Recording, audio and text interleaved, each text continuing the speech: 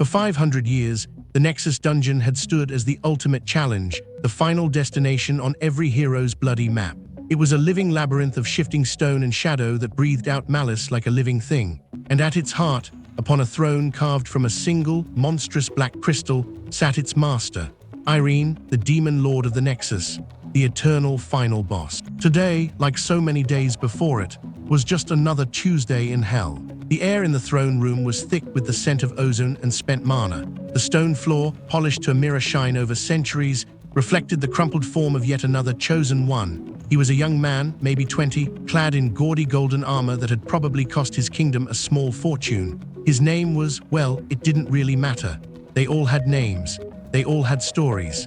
They all ended the same way. Irene hadn't even bothered to stand. She remained lounging on her throne, one elegant leg draped over its arm, her chin resting on her knuckles. Her silver hair, the color of a frozen moon, cascaded down her shoulders and pooled on the dark crystal beside her.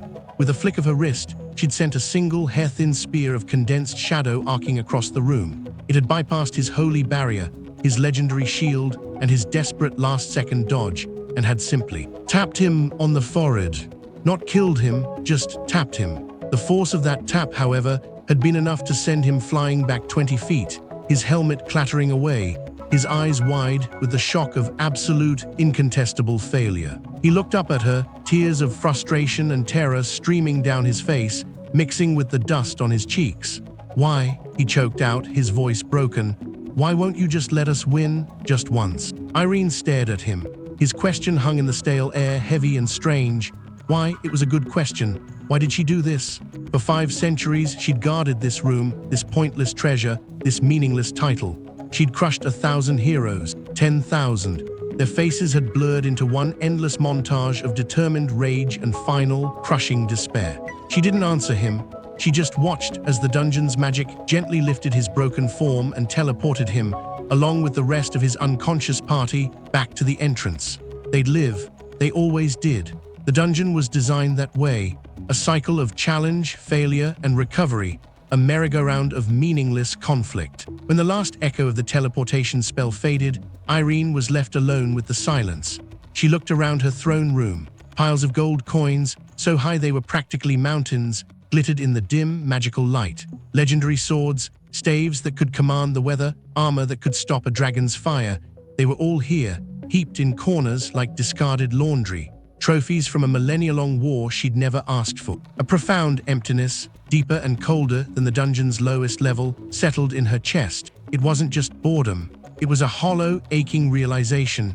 She was the most powerful being in the known world. She could unmake cities with a thought, and she was so unbearably, soul-crushingly bored. She remembered a time long ago when the battles had been exciting, when heroes were truly heroic, and their magic sparked against her own with a thrill that made her blood sing. But those days were gone. Now heroes were mass-produced by academies, their power artificial, their spirits weak. The chosen one she just defeated had been the latest model, fresh out of the Hero Academy across the capital, prepackaged with a prophecy and a sword that was destined to kill her. It had been about as effective as a butter knife. She thought of the world outside, the human world. She'd only ever seen it through the eyes of the dying, or through the scrying pools that showed her the armies that marched on her home. What was it really like? Did the sun feel as warm as the stories said? Did coffee actually taste like anything other than the bitter potions she'd read about in old texts? For the first time in 500 years, an idea that wasn't about defense, battle, or strategy flickered in her mind. An idea that was utterly, perfectly her own. That night, long after the last hopeful adventurer had given up and pitched their tent far from the dungeon's shadow, Irene rose from her throne. She walked through her halls, past the barracks where her monster minions slept, their forms twitching with dreams of conquest. She paused by the chamber of the dungeon core, a pulsating, crystalline heart the size of a carriage, thrumming with the raw power that sustained the labyrinth and bound her to it. For anyone else, touching it would mean instant disintegration. For Irene, it was just a matter of focus. She placed a single, pale hand on its surface. She didn't want to destroy it. That would cause a cataclysmic explosion that would level the entire mountain range. She wanted something far more subtle. She wanted to be free. She poured her will into the core, not with force, but with a gentle, insistent pressure. "You don't need me anymore," she whispered into its consciousness. "You are a prison, and I am tired of being the warden." The core pulsed once, twice, a questioning thrum. Then, with a sound like a sigh, a single, deep crack snaked across its surface. The connection snapped. The endless, low-level hum of the dungeon's awareness that had been a part of her for centuries went silent. She felt light, unmoored, free. She walked back to her throne room one last time. She looked at the mountains of gold, the legendary weapons, the symbols of her endless war. With another wave of her hand, she spoke a single word of command, a word that echoed through every corridor, every chamber, every monster's den. "You are all free."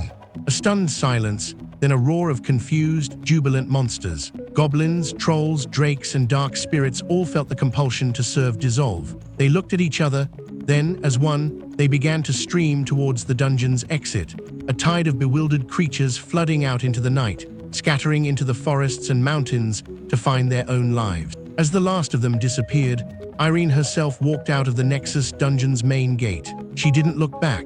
She simply pulled the hood of a simple, black traveler's cloak over her silver hair and melted into the shadows of the forest path that led down towards the distant, twinkling lights of the capital city. Chapter 2: A New Recipe and a New Identity. The capital city of Ethelgard was a sensory overload. The noise was the first thing that hit her, a cacophony of merchants hawking wares, children laughing, iron-shod wheels clattering on cobblestones, and the constant, lively hum of thousands of conversations. Then came the smells: fresh bread, roasting meat, the faint scent of flowers from a window box, and the underlying, not unpleasant odor of horse and humanity. It was glorious. For a week, Irene simply wandered. She observed, she learned. She saw street performers juggle fire and children chase after them with delighted screams. She saw tired laborers trudging home after a long day and young lovers stealing kisses in shadowed alleys. It was a tapestry of life so rich and complex, it made the monotony of her dungeon feel like a single, gray brushstroke. And then she saw it, a small, rundown shop on a quiet street, directly across from the imposing, spire-covered campus of the Hero Academy. A faded sign hung crookedly over the door, the paint peeled and unreadable. A for-lease notice was plastered in the grimy window. Irene stared at the building, then across the street at the academy. Young men and women in pristine uniforms walked through its gates, laughing, confident, full of that naive fire she'd seen in 1,000 heroes. They were the enemy, and yet, looking at them now, she felt no animosity, only a strange, detached curiosity. An idea began to form. A ridiculous, impossible, perfect idea. She used a tiny fraction of her hoarded gold, a single, flawless ruby the size of her thumb, to secure the lease from a bewildered landlord who couldn't believe his luck. The story she gave was simple.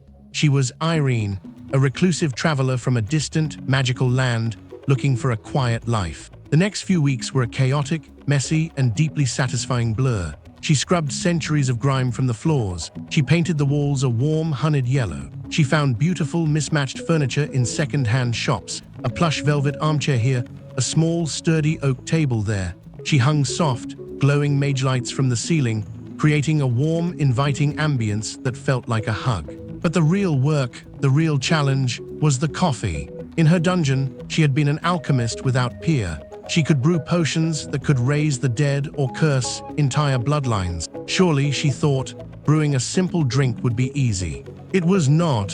Her first attempt, using beans she'd bought from a market stall, resulted in a thick, black sludge that smoked faintly and tasted of regret and burnt rubber. She fed it to a stray cat that had wandered in. The cat looked at her with an expression of profound betrayal and fled, never to return. Her second attempt, infused with a pinch of phoenix ash for depth of flavor, produced a brew that glowed faintly and caused the spoon she stirred it with to sprout leaves. She drank it herself, out of stubbornness. For a full minute, she could hear the thoughts of every rat in the sewers beneath the city. It was informative, but not the relaxing experience she was going for. But she was the demon lord of the Nexus. She had not survived 500 years by giving up. She treated it like a new form of magic. She studied the beans like they were rare reagents. She experimented with water temperature, brewing time, and grinding coarseness with the precision of a master enchanter. She learned to roast the beans herself, using a carefully controlled flame, listening for the perfect first crack and second crack, like they were the telltale sounds of a dungeon trap being triggered. Slowly, painfully, she began to succeed. She created a brew that was simply good, rich, smooth, and dark. Then she created one that was excellent. And finally, after weeks of relentless trial and error, she created a batch of coffee so perfect, so aromatic, that when she poured a cup, the air in the room seemed to shimmer with a gentle, golden peace. She paired it with simple pastries, buttery croissants and delicate madeleines that she'd learned to bake from a kind old woman at the market. She carved a new sign out of dark, polished wood, the letters inlaid with a soft, silver luminescence. It read simply, "The Twilight Brew." On the morning of her grand opening, Irene stood behind her counter, wearing a simple, long black dress and a crisp white apron. Her silver hair was tied back in a loose ponytail. She looked like a painting come to life. She looked, for the first time in 5 centuries, like she belonged. She looked at the empty chairs, the polished counter, the steaming pot of her perfect coffee. A few students across the street glanced her way, curious, but hurried on to their classes. A slow smile, genuine and warm, spread across Irene's face. She didn't need them to come rushing in. She had all the time in the world. She had finally found a battle worth fighting, a battle for the perfect cup of peace. And for the first time in her eternally long life, she was happy to just wait and see who would walk through her door. Chapter 3: The First Sip of Peace. The first few days at the Twilight Brew were exactly what Irene had hoped for. Quiet, peaceful, blissfully uneventful. She spent her mornings polishing her already spotless counter, arranging the small vase of wildflowers on each table, and perfecting her brewing technique. The coffee was always hot, the pastries always fresh, and the soft, ambient mage light she'd installed gave the small space a warmth that seemed to wrap around anyone who stepped inside like a gentle embrace. But for the first 3 days, no one stepped inside. Irene didn't mind. She sat by the window, watching the world go by, a cup of her own brew cradled in her hands. She watched the academy students rush past, their arms full of books, their faces pinched with the stress of exams and the pressure of becoming the next generation of heroes. She watched merchants set up their stalls, watched children chase each other down the cobblestone streets, watched the city breathe and live and exist without needing a single dungeon or demon lord to define it. It was, she decided, the most beautiful thing she had ever seen. On the 4th day, the bell above her door chimed. Irene looked up from the book she'd been reading, a silly romance novel about a knight and a witch that she'd found at a market stall, and felt her heart do something strange. It fluttered, just slightly, like a butterfly had gotten trapped in her chest. A young man stood in the doorway, hesitating. He was clearly an academy student. His uniform was neat but worn, the fabric slightly faded from too many washes. His dark hair was disheveled, falling across his forehead in a way that suggested he'd been running his hands through it in frustration. And his eyes, warm, brown eyes that held a weariness far beyond his years, were scanning the café with a mixture of curiosity and uncertainty. Behind him, a group of his peers laughed and shoved each other as they crossed the street towards a popular tavern. They didn't even glance his way. The young man said, his voice soft. "Is this place open?" Irene set her book down slowly. She dealt with heroes of every kind, arrogant swordsmen, cunning mages, pious paladins. She'd read their intentions in their stances, their eyes, the way they gripped their weapons. But this boy, he held no weapon. His stance was open, almost apologetic, and the only thing he was gripping was the strap of his worn leather satchel.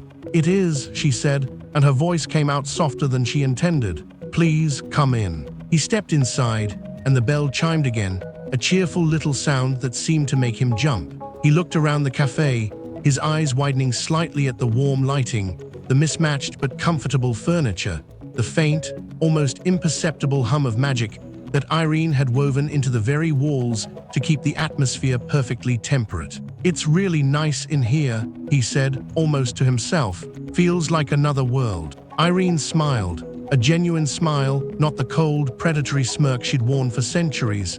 "That's the idea. Please sit anywhere you like." He chose the small table by the window, the one with the best view of the academy's main gate. He set his satchel on the floor and slumped into the chair with a sigh that seemed to come from the very depths of his soul. It was the sigh of someone who had been carrying an invisible weight for a very long time. Irene approached his table, a small menu in her hand, first time at a cafe. He looked up, startled, as if he'd forgotten she was there. Is it that obvious? Just a guess. She set the menu down. I'm Irene, I own this place. Kale, he said, then added, almost sheepishly, I'm a student at the academy, second year. A future hero. Kale flinched at the word. It was a tiny movement, barely a twitch, but Irene caught it. 500 years of reading opponents had made her an expert in micro-expressions.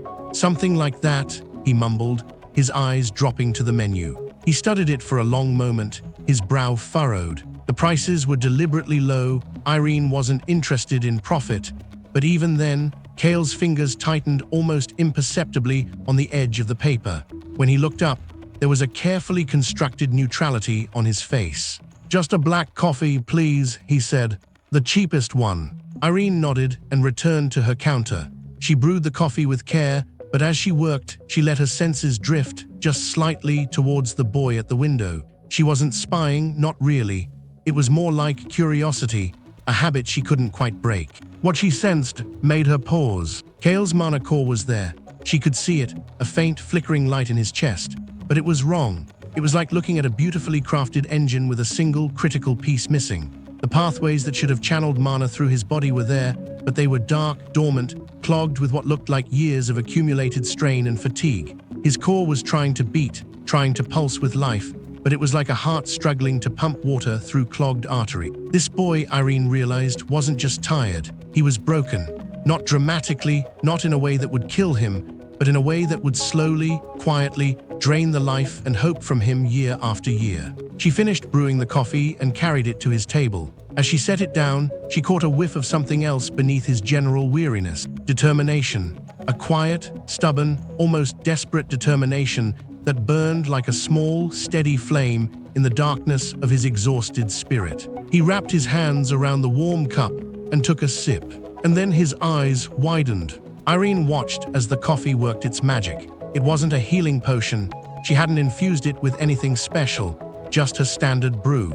But her standard brew, made with beans she'd roasted herself and water she'd filtered through a simple purification rune, was still leagues beyond anything these humans had ever tasted. Kale took another sip, and some of the tension bled from his shoulders. Another sip, and the deep lines of fatigue around his eyes seemed to soften. He looked up at her, and for the first time, his eyes held something other than weariness. They held wonder. He struggled for words. This is amazing. I didn't know coffee could taste like this. I feel, he paused, touching his chest.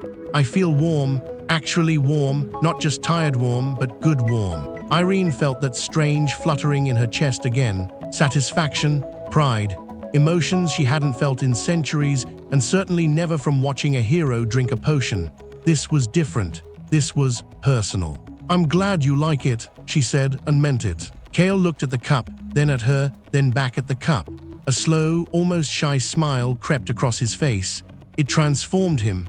For a moment, he didn't look like a broken, exhausted scholarship student. He looked like a young man with a future. I'll be back, he said, with a certainty that surprised even him. Tomorrow, if that's okay. Irene nodded. The Twilight Brew is always open to those who need a moment of peace. Kale finished his coffee slowly, savoring every drop.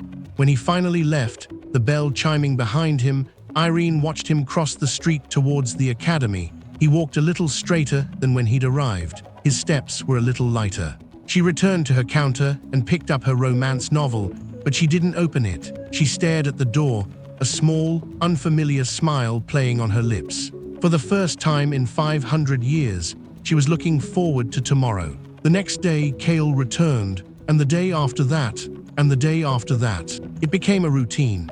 He would arrive in the late afternoon, after his classes ended, his shoulders slumped with the weight of another day of failure. He would order the cheapest coffee, sit by the window, and study.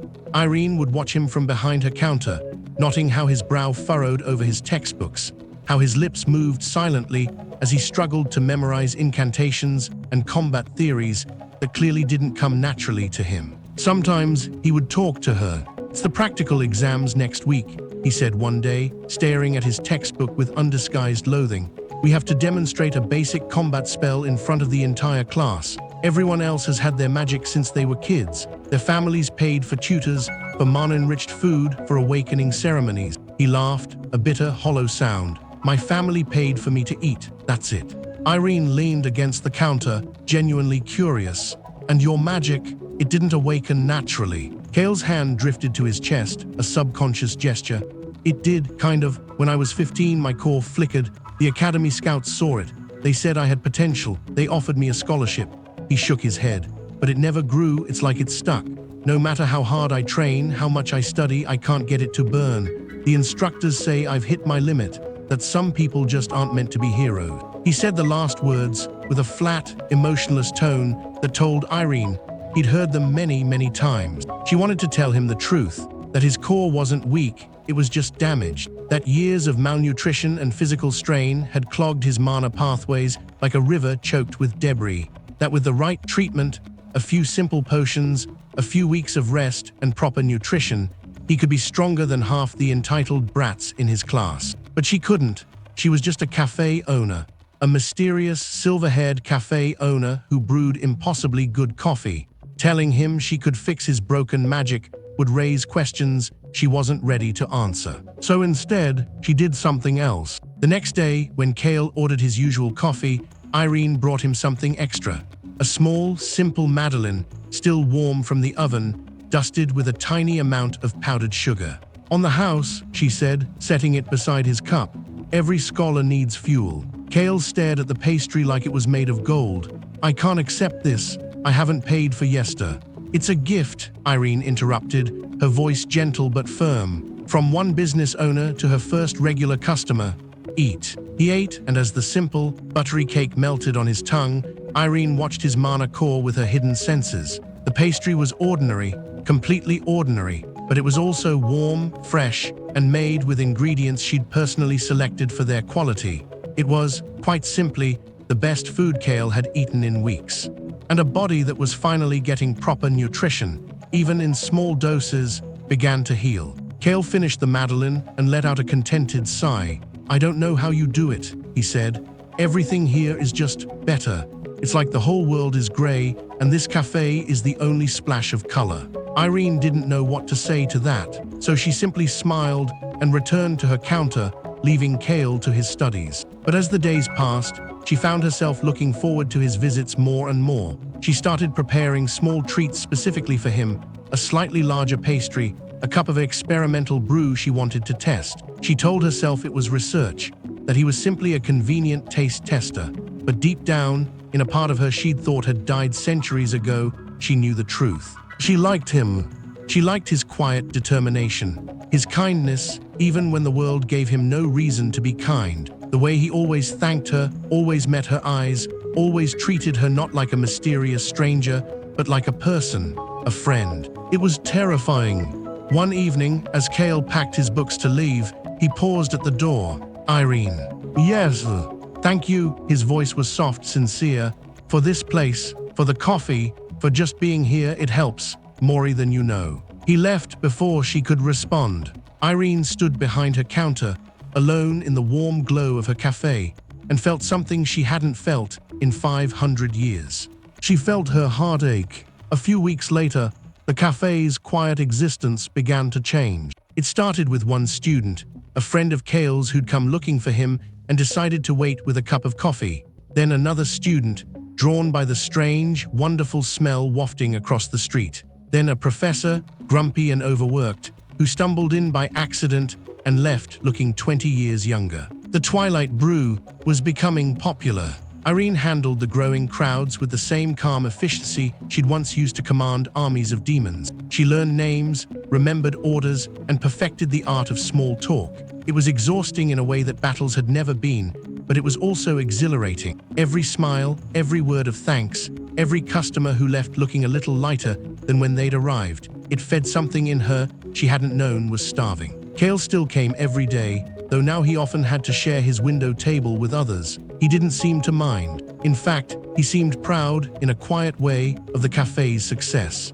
He'd introduce new customers to Irene, recommend his favorite drinks, and generally act like an unofficial ambassador for the Twilight Brew.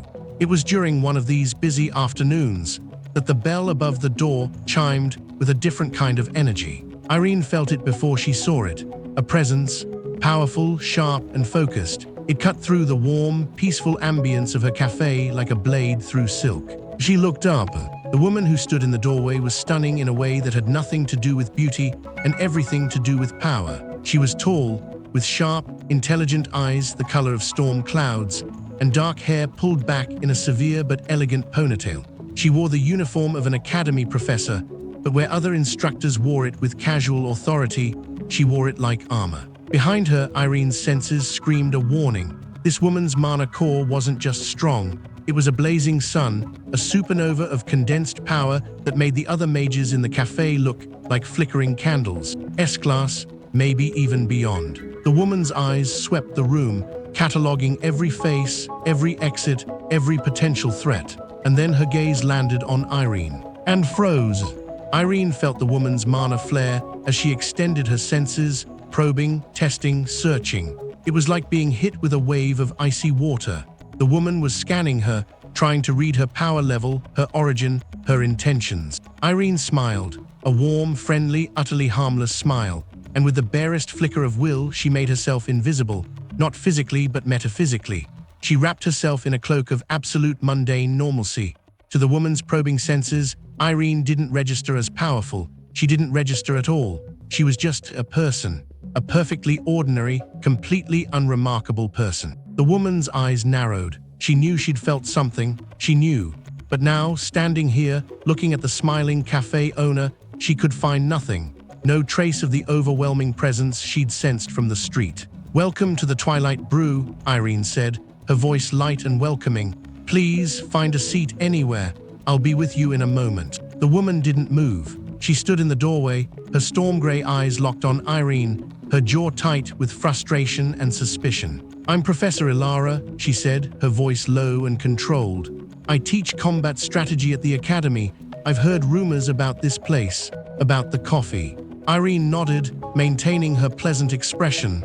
"All good, I hope." Ilara didn't smile. She walked to the counter, her movements precise and deliberate, like a predator circling prey. Up close, her presence was even more overwhelming. She radiated power the way a furnace radiated heat. "I'll have whatever he's having," Ilara said, nodding towards Kale, who was absorbed in his textbook at the window table and hadn't noticed the professor's arrival. "And then you and I are going to have a conversation." Irene tilted her head, curious. "About what?" Ilara leaned forward, her eyes boring into Irene's. "About why a simple cafe owner feels like she's standing in the middle of a tornado. I felt you from across the street. Don't bother lying. I know what I sensed." For a long moment, the two women stared at each other. The air between them crackled with tension. The other customers, oblivious to the silent war of wills, continued their conversations, sipping their coffee, enjoying the warm ambience.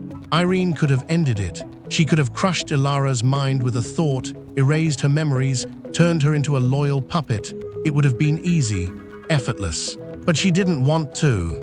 This was her cafe, her peace, her new life. She wouldn't soil it with violence. So instead, Irene smiled, a real smile, warm and genuine, and said, "You're perceptive, Professor. That's a rare gift. But you're also wrong. I'm just a woman who makes coffee."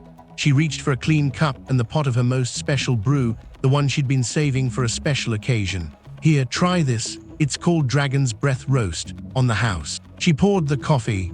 As the dark, aromatic liquid filled the cup, a wisp of steam rose from the surface, and for just a moment, it shimmered with the faintest hint of gold. Ilara stared at the cup, then at Irene, then back at the cup. She took it. The first sip was hesitant, suspicious. The second was longer. The third was a full, greedy gulp. Ilara's eyes widened. The tension in her shoulders, the rigid battle readiness of her stance, softened, just slightly, just enough. "This is," she started, then stopped, taking another sip. "What is this?" "Coffee," Irene said simply, "with a little bit of magic. The good kind. The kind that reminds you why you fight, instead of making you fight harder." Ilara looked at her, and for the first time, the suspicion in her eyes was mixed with something else. Confusion, and maybe, just maybe, a grudging respect. "I don't know what you are," Ilara said quietly, so only Irene could hear. "But I know you're not ordinary, and I'll be watching you." Irene nodded, unbothered. "I'd expect nothing less from an S-class hunter. Now please, sit down and enjoy your coffee. You look like you haven't rested in weeks." Ilara blinked, caught off guard by the accurate observation. She opened her mouth to respond, then closed it. Without another word, she turned and walked to a small table in the corner, her coffee cup clutched in her hands like a lifeline. Irene watched her go, then returned to polishing her already spotless counter. The game had changed, but that was okay. She had centuries of experience playing games, and this time, for the first time, she was playing to win something she actually wanted. Peace, quiet, and the small, warm joy of watching her customers smile. Let Ilara watch, let her suspect, let her dig. The Twilight Brew would remain exactly what it appeared to be. A cozy little café, run by a mysterious woman, serving the best coffee in the world. And if that coffee occasionally healed small wounds, soothed tired minds, and gave broken boys like Kale a reason to keep hopping, well, that was just good business. Chapter 4, The Hunter and the S-Class Scent. The weeks that followed Professor Ilara's first visit settled into a new kind of rhythm at the Twilight Brew. Ilara became a regular, not a friendly regular, not like Kale, but a constant, watchful presence that hovered at the edges of the cafe's warm ambience like a storm cloud refusing to rain. She would sit in the corner, her storm-gray eyes fixed on Irene over the rim of her coffee cup, her senses constantly probing, testing, searching for the crack in the mask. She never found one. Irene was a master of patience. 500 years of sitting on a throne, waiting for heroes to work up the courage to face her, had taught her to wait. So she smiled, she served, she brewed her perfect coffee, and she let Ilara watch. The other customers barely noticed the tension. They came for the coffee, for the warmth, for the inexplicable sense of peace that settled over them the moment they walked through the door. Students studied in comfortable silence. Professors graded papers. Lovers held hands in the corner booth. The Twilight Brew had become exactly what Irene had dreamed it would be, a sanctuary. And at the center of it, all was Kale. He had changed. It was subtle, so subtle that probably no one else noticed, but Irene saw it clearly. The dark circles under his eyes had faded. His shoulders, once permanently hunched with exhaustion and shame, had straightened. When he studied now, his brow still furrowed with concentration, but the desperate, frantic edge was gone. He was learning, truly learning, for the first time in years. He still ordered the cheapest coffee, he still sat by the window, and he still talked to Irene. "I did it," he said one afternoon, bursting through the door with an energy Irene had never seen in him. His face was flushed, his eyes bright, a wide, disbelieving grin spreading across his features. "Irene, I did it." Irene looked up from the pastry she was arranging, a small smile already forming. "Did what?" Kale crossed the cafe in 3 quick strides, leaning against the counter like he needed its support to stay upright. "The combat spell, the one I've been failing for months. I cast it, today, in front of the entire class." He demonstrated, holding up his hand. With a visible effort, a small flame flickered to life in his palm. It was tiny, barely the size of a candle flame, and it sputtered and wavered like it might die at any moment. Compared to what the other students could do, it was nothing. But the look on Kale's face said everything. "It's not much," he said, almost apologetically, as if expecting Irene to laugh. "I know it's not. The other kids can summon fireballs the size of their heads, but this is mine. I made this. I actually made it." Irene leaned forward, studying the tiny flame with an intensity that made Kale blink. "It's perfect," she said softly. And she meant it. Because that tiny, sputtering flame was a miracle. Kale's mana core, that broken, clogged, exhausted thing, had finally forced enough energy through its damaged pathways to produce external effect. It was like watching a flower bloom through concrete. Impossible, defiant, beautiful. Kale extinguished the flame and laughed, a real laugh full of joy and relief. "I don't know how it happened. I've been sleeping better, I guess, eating better, your coffee maybe." He looked at her, his brown eyes warm with gratitude. "Thank you, Irene, for everything." Irene felt that flutter in her chest again, stronger than ever. "I didn't do anything," she said, which was technically true. She hadn't given him potions or spells or secret training. She'd just given him a place to rest, a warm drink, a kind word. Small things, human things. Things she was only just learning herself. Chapter 5, The Annual Dungeon Break. The Academy's annual practical exam was the biggest event of the year. For 3 days, The entire city of Ethelgard buzzed with excitement as students from every year level demonstrated their skills in controlled environments designed to simulate real dungeon conditions. Families traveled from distant kingdoms to watch their children compete. Merchants set up stalls selling food, souvenirs, and lucky charms guaranteed to help students pass. The atmosphere was electric. Irene watched it all from her window, a cup of coffee warming her hands. The café was busier than ever, packed with nervous parents and exhausted students seeking refuge from the chaos. She moved through the crowds with practiced ease, serving, smiling, soothing frayed nerves with nothing more than a warm drink and a calm presence. Kale had his exam on the second day. He told her about it weeks ago, his voice tight with anxiety. A team-based dungeon crawl through a simulated monster den. He'd been placed with 3 other students from his class, all of them stronger, more talented, more confident. They hadn't bothered to hide their disappointment at being stuck with the scholarship kid. "They'll probably have to carry me," Kale had said, staring at his coffee, "or I'll screw up and get them all killed. That's what I'm really afraid of, not failing, taking them down with me." Irene had wanted to tell him he was wrong, that he was stronger than he knew, that those arrogant children had no idea what real strength looked like, but she couldn't, so she'd simply refilled his cup and said, "Come back after, tell me how it went." He'd promised he would. The morning of the exam, Irene stood at her window, watching the students gather at the academy gates. She spotted Kale easily. He was the one standing slightly apart from his team, his shoulders tense, his hands shoved deep in his pockets. His teammates, 2 boys and a girl, were laughing amongst themselves, not even glancing his way. Irene's fingers tightened on her cup. The gates opened, the students filed in, the exam began. Hours passed. The café filled and emptied and filled again. Irene served coffee on autopilot, her mind elsewhere, her senses stretched thin, reaching, searching. She couldn't see into the academy's simulation dungeon. Its wards were too strong for casual observation, but she could feel the pulse of magic, the ebb and flow of mana, the distant rumble of simulated combat. And then, in the early afternoon, everything changed. The ground trembled. It was subtle at first, a faint vibration that made the cups on Irene's shelves clink against each other. Customers looked up from their drinks, confused. The trembling grew stronger. A cup fell from a table and shattered on the floor. Then the screaming started. Irene was at the window in an instant. What she saw made something ancient and terrible stir in her chest. The dungeon in the neighboring territory, a mid-level labyrinth that had been stable for decades, had erupted, not metaphorically, literally. A column of dark smoke and screaming monsters was spewing from its entrance like blood from a wound, and that tide of claws and fangs was flowing directly towards the capital, towards the academy, towards Kale.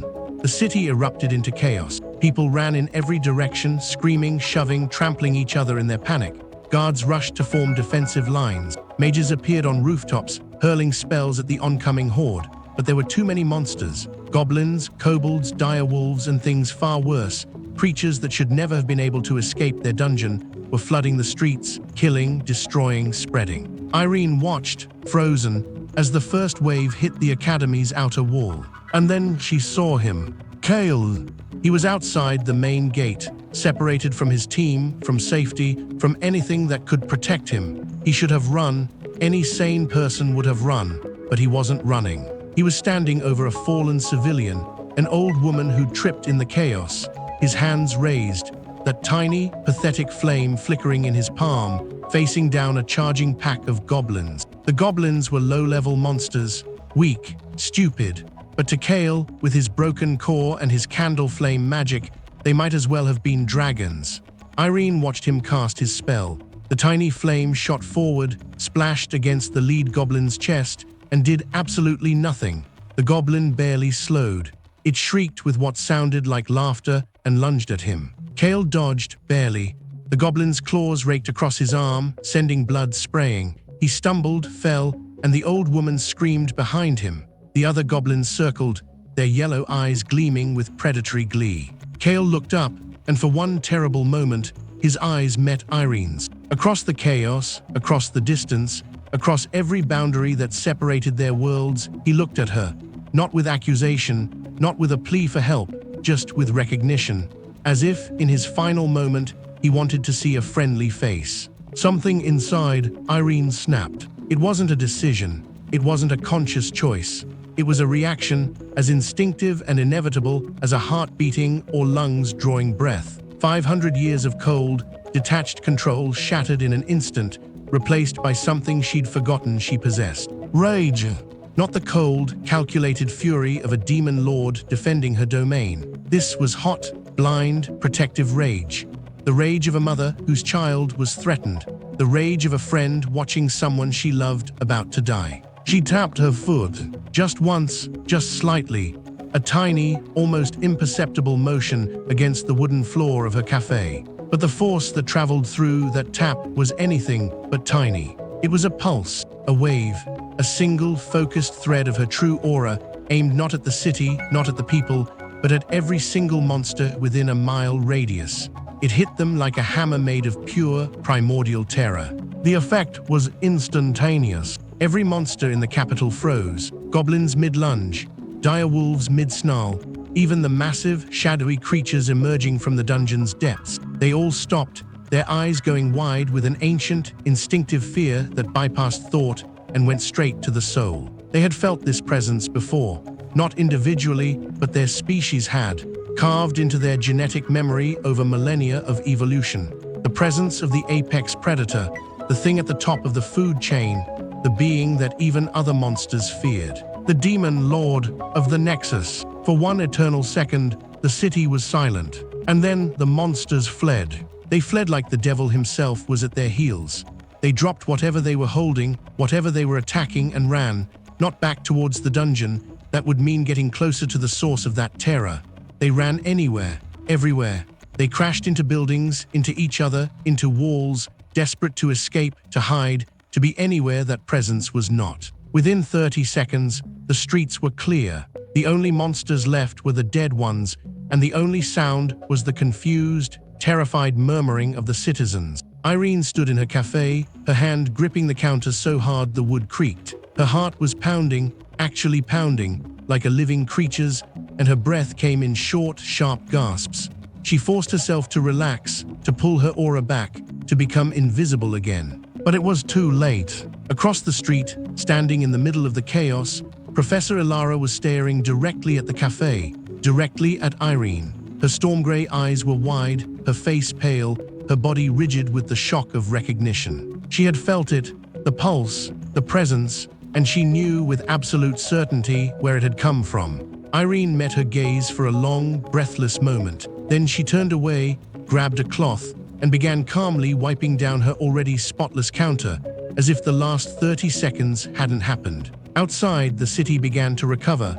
Healers rushed to tend the wounded. Guards organized search parties for scattered monsters. Citizens emerged from their hiding places, dazed and confused, asking each other what had happened, why the monsters had fled. And in the street, Kale slowly got to his feet, his bleeding arm clutched to his chest, his eyes wide with confusion and wonder.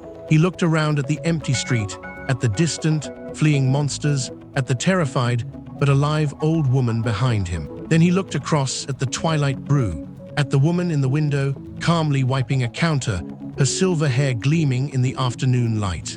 For a moment, their eyes met again, and Kale felt something he couldn't explain, a shiver that ran down his spine, a flicker of recognition deep in his soul of something vast and ancient and impossibly powerful. Then Irene smiled at him, her normal smile, warm, gentle, reassuring. And the feeling passed.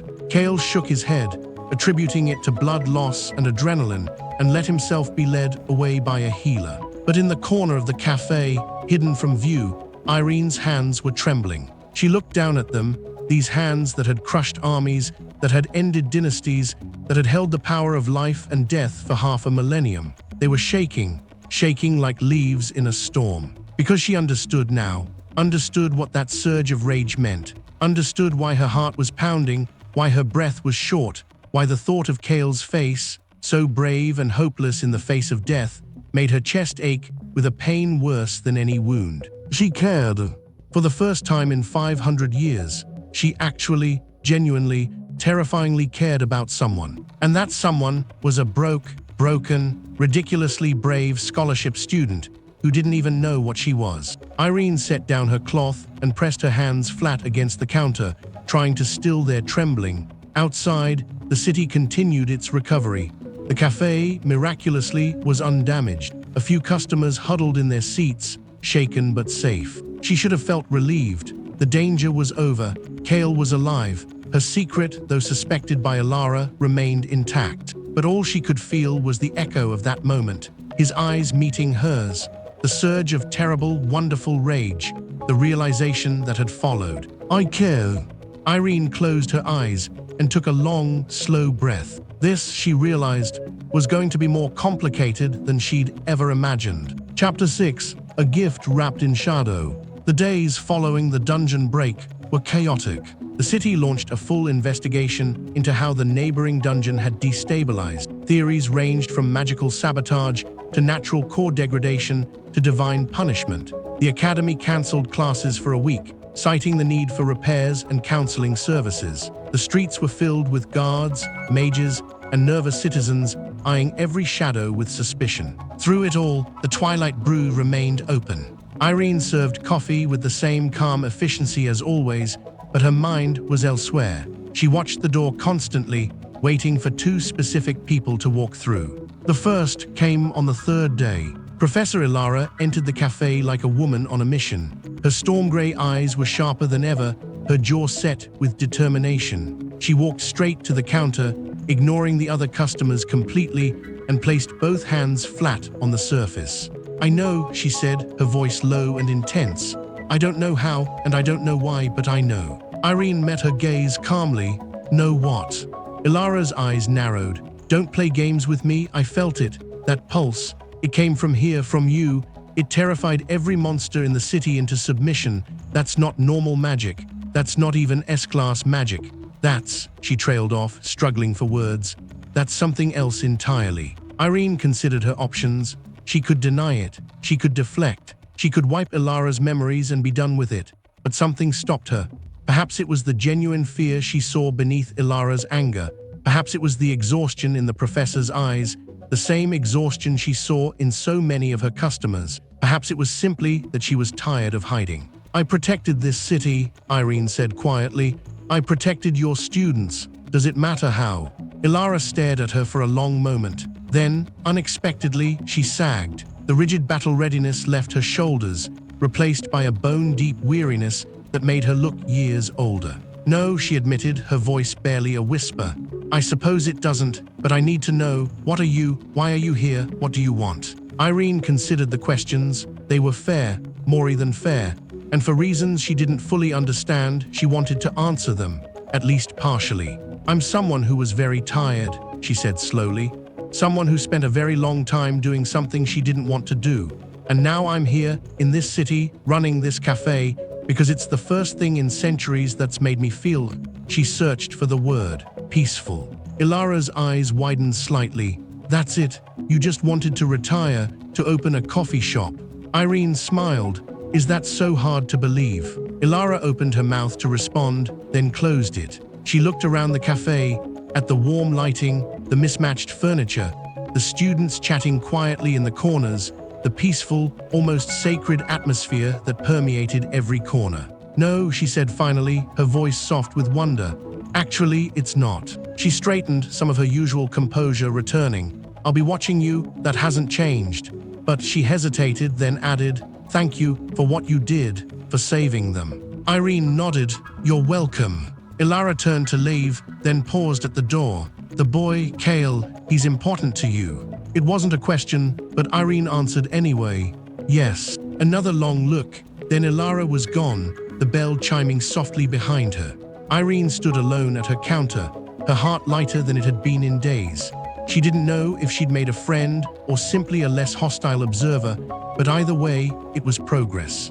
Now she just needed to see Kale. He came on the 5th day. Irene saw him through the window, crossing the street slowly, his arm bandaged and in a sling. He moved carefully, like someone still recovering from injury, but his eyes were fixed on the cafe with an intensity that made her breath catch. The bell chimed as he entered. The cafe was quiet, a lull between rushes, and they were alone. Kale walked to the counter, his brown eyes searching her face. He looked different, older somehow.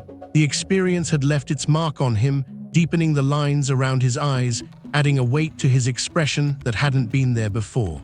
"Irene," he said.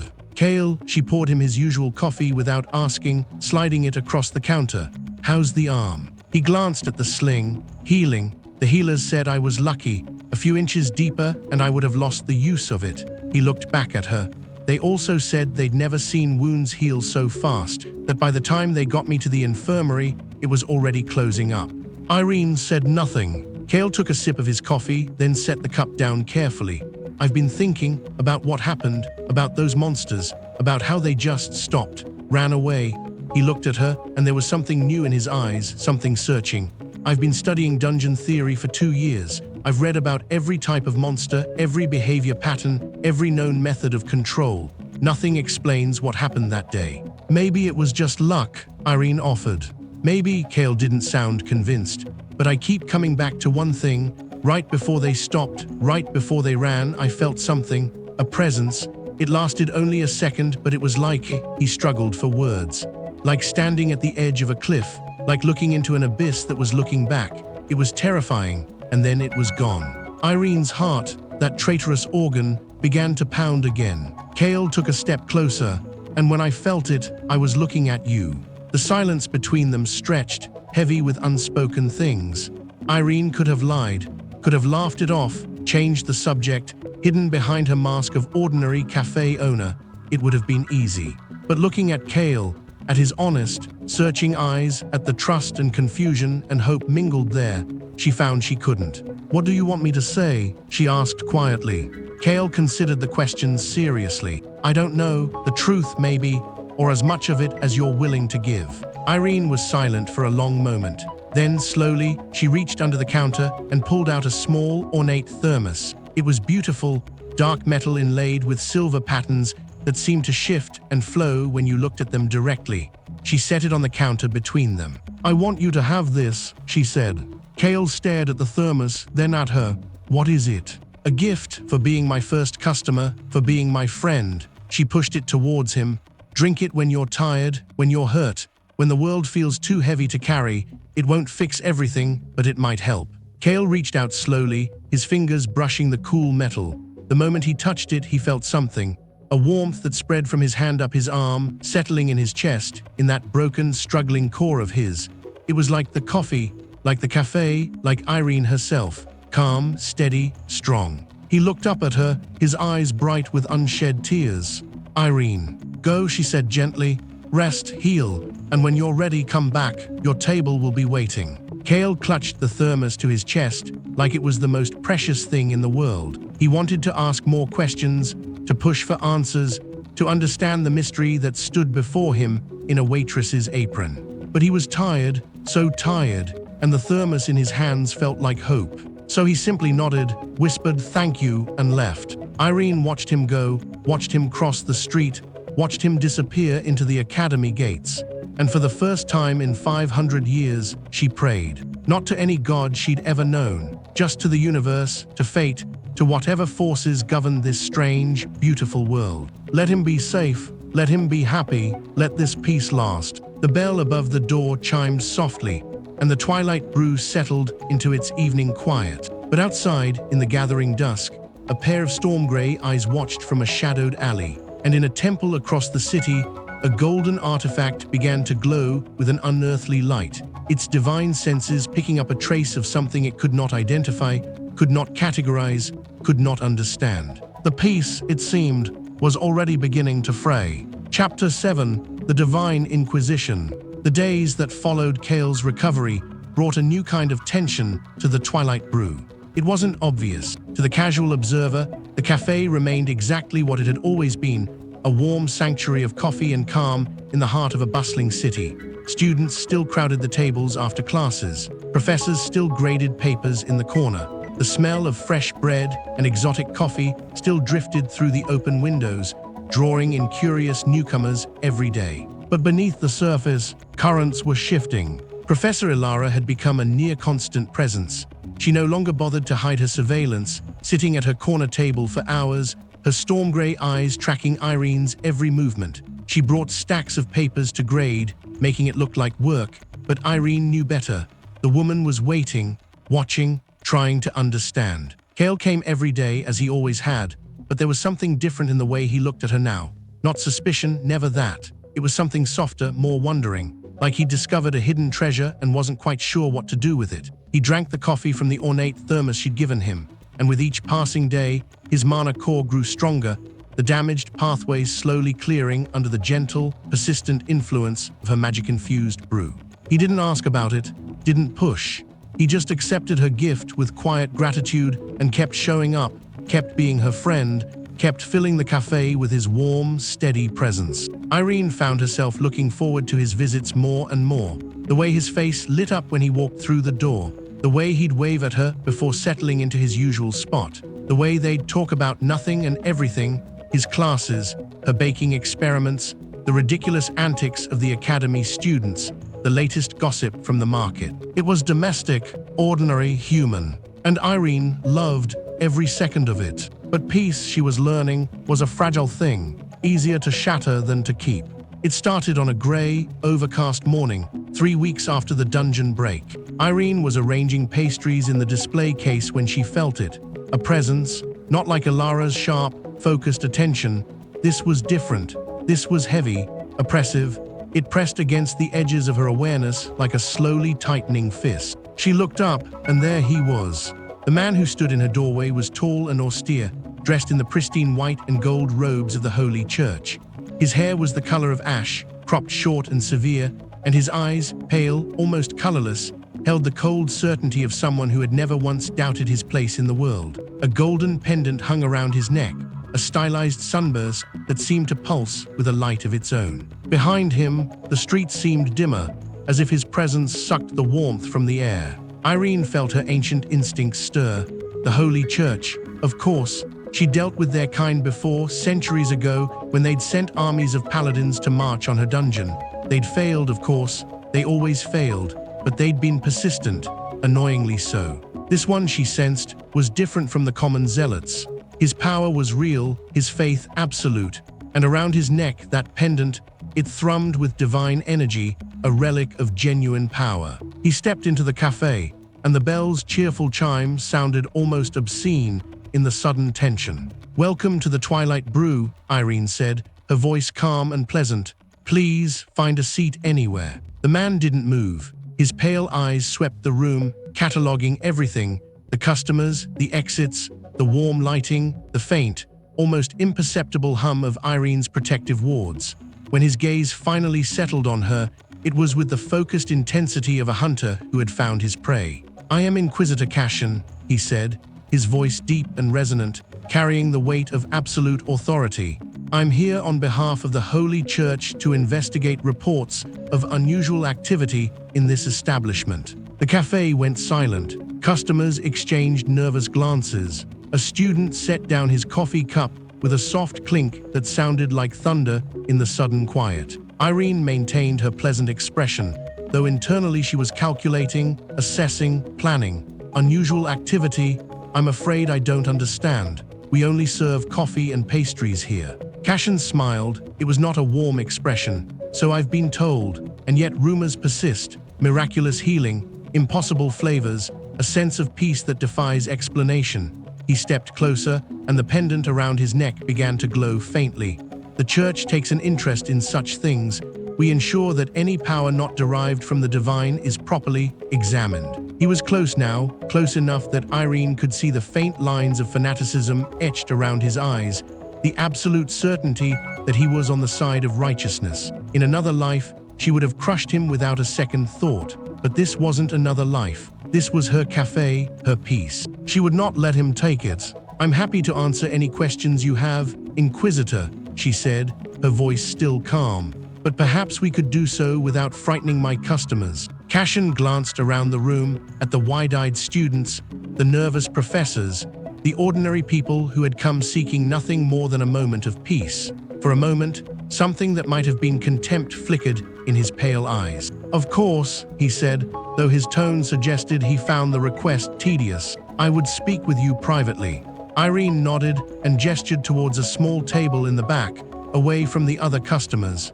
"Please sit. I'll bring you some coffee." Cashin moved to the table, his robes swishing against the floor. He sat with the rigid posture of a man unaccustomed to comfort, his hands folded on the table before him, the glowing pendant resting against his chest. Irene prepared a cup of her standard brew, nothing special, nothing infused, and carried it to his table.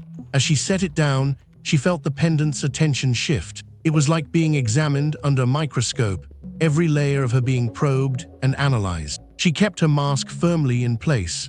Ordinary cafe owner, no powers, nothing to see here. Cashin picked up the cup and took a sip.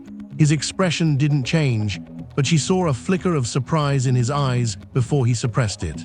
"Your coffee is adequate," he said, setting the cup down. "But we're not here to discuss beverages. I've received reports from multiple sources that this establishment is a focal point of anomalous energy. Professor Ilara of the Hero Academy has filed several observations, and there was the incident during the dungeon break." Irene kept her expression neutral. Ilara had reported her. After that conversation, after that almost friendly moment, she'd gone to the church. No, that didn't feel right. Ilara was suspicious, yes, but she wasn't malicious. If she'd wanted Irene exposed, she would have done it herself. This was something else. "I'm not sure what you expect me to say, Inquisitor," Irene replied.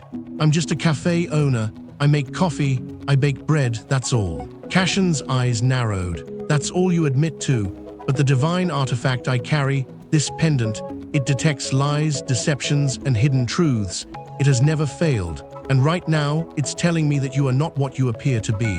He reached up and touched the pendant, his fingers tracing the sunburst design. The glow intensified, pulsing with a warm, golden light that spread across the table and washed over Irene. "Let's see what you're hiding," Cashin murmured, his eyes gleaming with anticipation. The light touched Irene's skin, and the world stopped. For one eternal second, Irene felt the pendant's power trying to peel back her layers, trying to expose the truth of what she was. It was like 1,000 tiny hands, grasping, pulling, searching.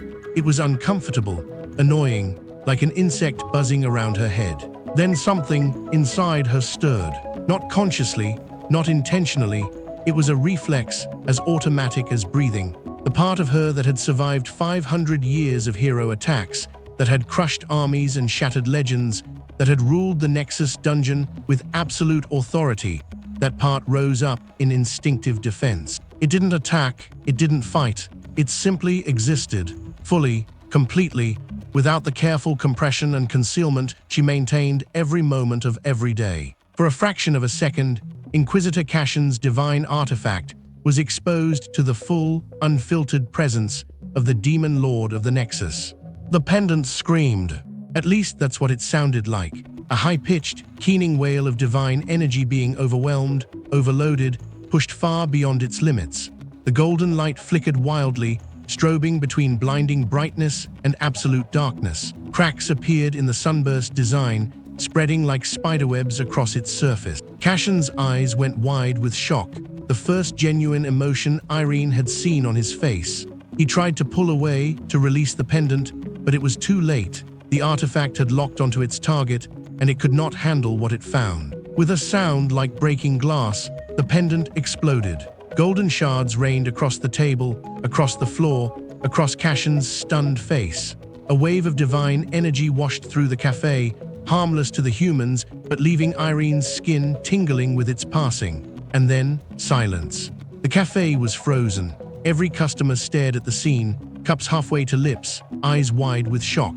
In the corner, Professor Ilara, who Irene now noticed had been sitting there the entire time, was on her feet, her hand raised as if to cast a spell, her face a mask of conflicting emotions. Cashin looked down at his hands, at the shattered remains of his precious artifact, at the golden dust coating his robes. When he looked up at Irene, his pale eyes held something she hadn't seen in a very long time. "Fear." "What?" His voice cracked. He cleared his throat and tried again. "What are you?" Irene looked at him, at this man who had come to expose her, to judge her, to condemn her based on nothing but suspicion and faith. She could have destroyed him. could have erased his memories, could have done any number of things that would have solved this problem permanently. But she didn't want to. She wanted him to leave, to go away, to stop threatening her peace. So she did the only thing she could think of. She told the truth. "I'm someone who just wants to run her cafe in peace," she said quietly. "I'm not here to hurt anyone. I'm not here to start a war. I'm just tired, and I want to rest." Cashin stared at her for a long, breathless moment. Then, slowly, he stood. His movements were careful, deliberate, as if he were facing a wild animal that might attack at any moment. "I don't know what you are," he said, his voice hoarse, "but my artifact, it couldn't categorize you, it couldn't even comprehend you. You're beyond its scope, beyond anything I've ever encountered." He took a step back, then another. "I'll report what happened. The church will want to investigate further." "I'm sure they will," Irene said calmly. "But when you make your report, Inquisitor, I want you to think about one thing." He paused at the door, his hand on the frame. "I could have hurt you," Irene said. "I could have done much worse than break your toy, but I didn't, because I don't want conflict. I want peace. I want to serve coffee and watch my customers smile. That's all. If the church can't accept that, then they're not the force for good they claim to be." Cashin's jaw tightened. For a moment, something flickered in his pale eyes, doubt, perhaps, or the first stirrings of uncertainty in a lifetime of absolute faith. Then he was gone, the door swinging shut behind him, the bell's cheerful chime sounding almost mocking in his wake. The cafe remained frozen for another long moment. Then, slowly, conversations resumed. Customers whispered to each other, casting nervous glances at Irene. A few got up and left, their coffee unfinished. Most stayed, held by curiosity or the strange, calming presence that still permeated the room. Professor Ilara approached the counter, her expression complicated. "I didn't send him," she said quietly. "I want that clear. I've been watching you, yes, but I didn't call the church." Irene nodded. "I know." Ilara blinked. "You do. The church has its own sources, its own suspicions. You were just one of many threads they followed." Irene began calmly cleaning up the shattered remains of the pendant, her movements unhurried. "He would have come eventually, with or without your reports." Ilara was silent for a moment, watching her. "Your secret is going to get out. If not now, then soon. The church won't let this go. They can't. An unknown power of this magnitude, right under their noses, they'll see it as a threat." "Let them," Irene said simply. "I've faced worse than the Holy Church." Something flickered in Ilara's eyes. Respect maybe, or fear, or both. "Who are you, really?" Irene looked up, meeting the S-Class hunter's gaze directly. For a long moment, she considered telling her, considered sharing the truth, the whole truth, and letting the chips fall where they may. "But no, not yet, not like this. I'm Irene," she said, "owner of the Twilight Brew, and if the church wants to start a war with a cafe owner, that's their choice. But they should know, I'm very good at winning wars." Ilara stared at her for a long moment. Then, unexpectedly, she laughed. It was a short, surprised sound, half disbelief and half genuine amusement. "You're insane," she said. "You know that, right? Completely, utterly insane." "Probably," Irene agreed, "but I make really good coffee." Ilara shook her head, but there was a reluctant smile tugging at the corner of her mouth. "Yeah, you do." She returned to her corner table, picking up her grading papers, as if nothing had happened. But Irene noticed that her hand trembled slightly as she lifted her cup. The day continued. More customers came and went. The whispers eventually died down. By evening, the cafe had returned to its normal, peaceful rhythm. But Irene knew it was temporary. Cashin would report, the church would deliberate, and eventually they would come again. She should have been worried, should have been planning, strategizing, preparing for the inevitable conflict. Instead, she found herself thinking about Kale, about how he hadn't been there today, how he'd missed the whole confrontation, about how she wished he had been, because his presence always made things better, about how much she looked forward to seeing him tomorrow, hearing about his day, watching him sip his coffee, and slowly, quietly heal. 500 years of isolation, and this boy had become the center of her world. It was terrifying, it was wonderful. It was, she realized, the most human thing she'd ever felt. That night, after the last customer left and the cafe was quiet, Irene stood at her window and looked out at the city. The academy's spires gleamed in the moonlight. The streets were empty, peaceful. Somewhere out there, Kale was sleeping, his broken core slowly mending thanks to her coffee, his dreams perhaps filled with thoughts of a mysterious cafe owner with silver hair and secrets. She thought about the church, about the inevitable confrontation to come, about the armies that might march on her sanctuary. And she made a decision. She would not run, she would not hide, she would not retreat back to the darkness of her dungeon, back to the cold isolation of her throne. This was her home now. These people, Kale, Ilara, even the terrified students and the curious professors, they were her people, and she would protect them, no matter what came. The night deepened, the city slept, and in the warm glow of the twilight brew, the demon lord of the Nexus stood watch over her new domain, ready to face whatever dawn might bring. Chapter 8: The Ex-Hero's Epiphany. The days that followed were strangely peaceful. Cashin's report had clearly caused ripples within the Holy Church, but those ripples hadn't yet reached the surface. No new inquisitors appeared. No paladins marched on the café. The only change was a subtle shift in the way people looked at Irene, a new respect, a new wariness, a new curiosity that they were too polite to voice. Kale noticed it too. "They're talking about you," he said one afternoon, sliding into his usual seat. "At the academy, about what happened with that inquisitor, about how his artifact just exploded." Irene set his coffee in front of him. "And what do they say?" Kale shrugged, wrapping his hands around the warm cup. "All kinds of things, that you're a witch, that you're a saint, that you're some kind of ancient being in disguise." He looked up at her, his brown eyes warm and unafraid. "I tell them you're just Irene, the woman who makes the best coffee in the world." Something warm bloomed in Irene's chest, "and they believe you. Some do, some don't." He took a sip, sighing with contentment.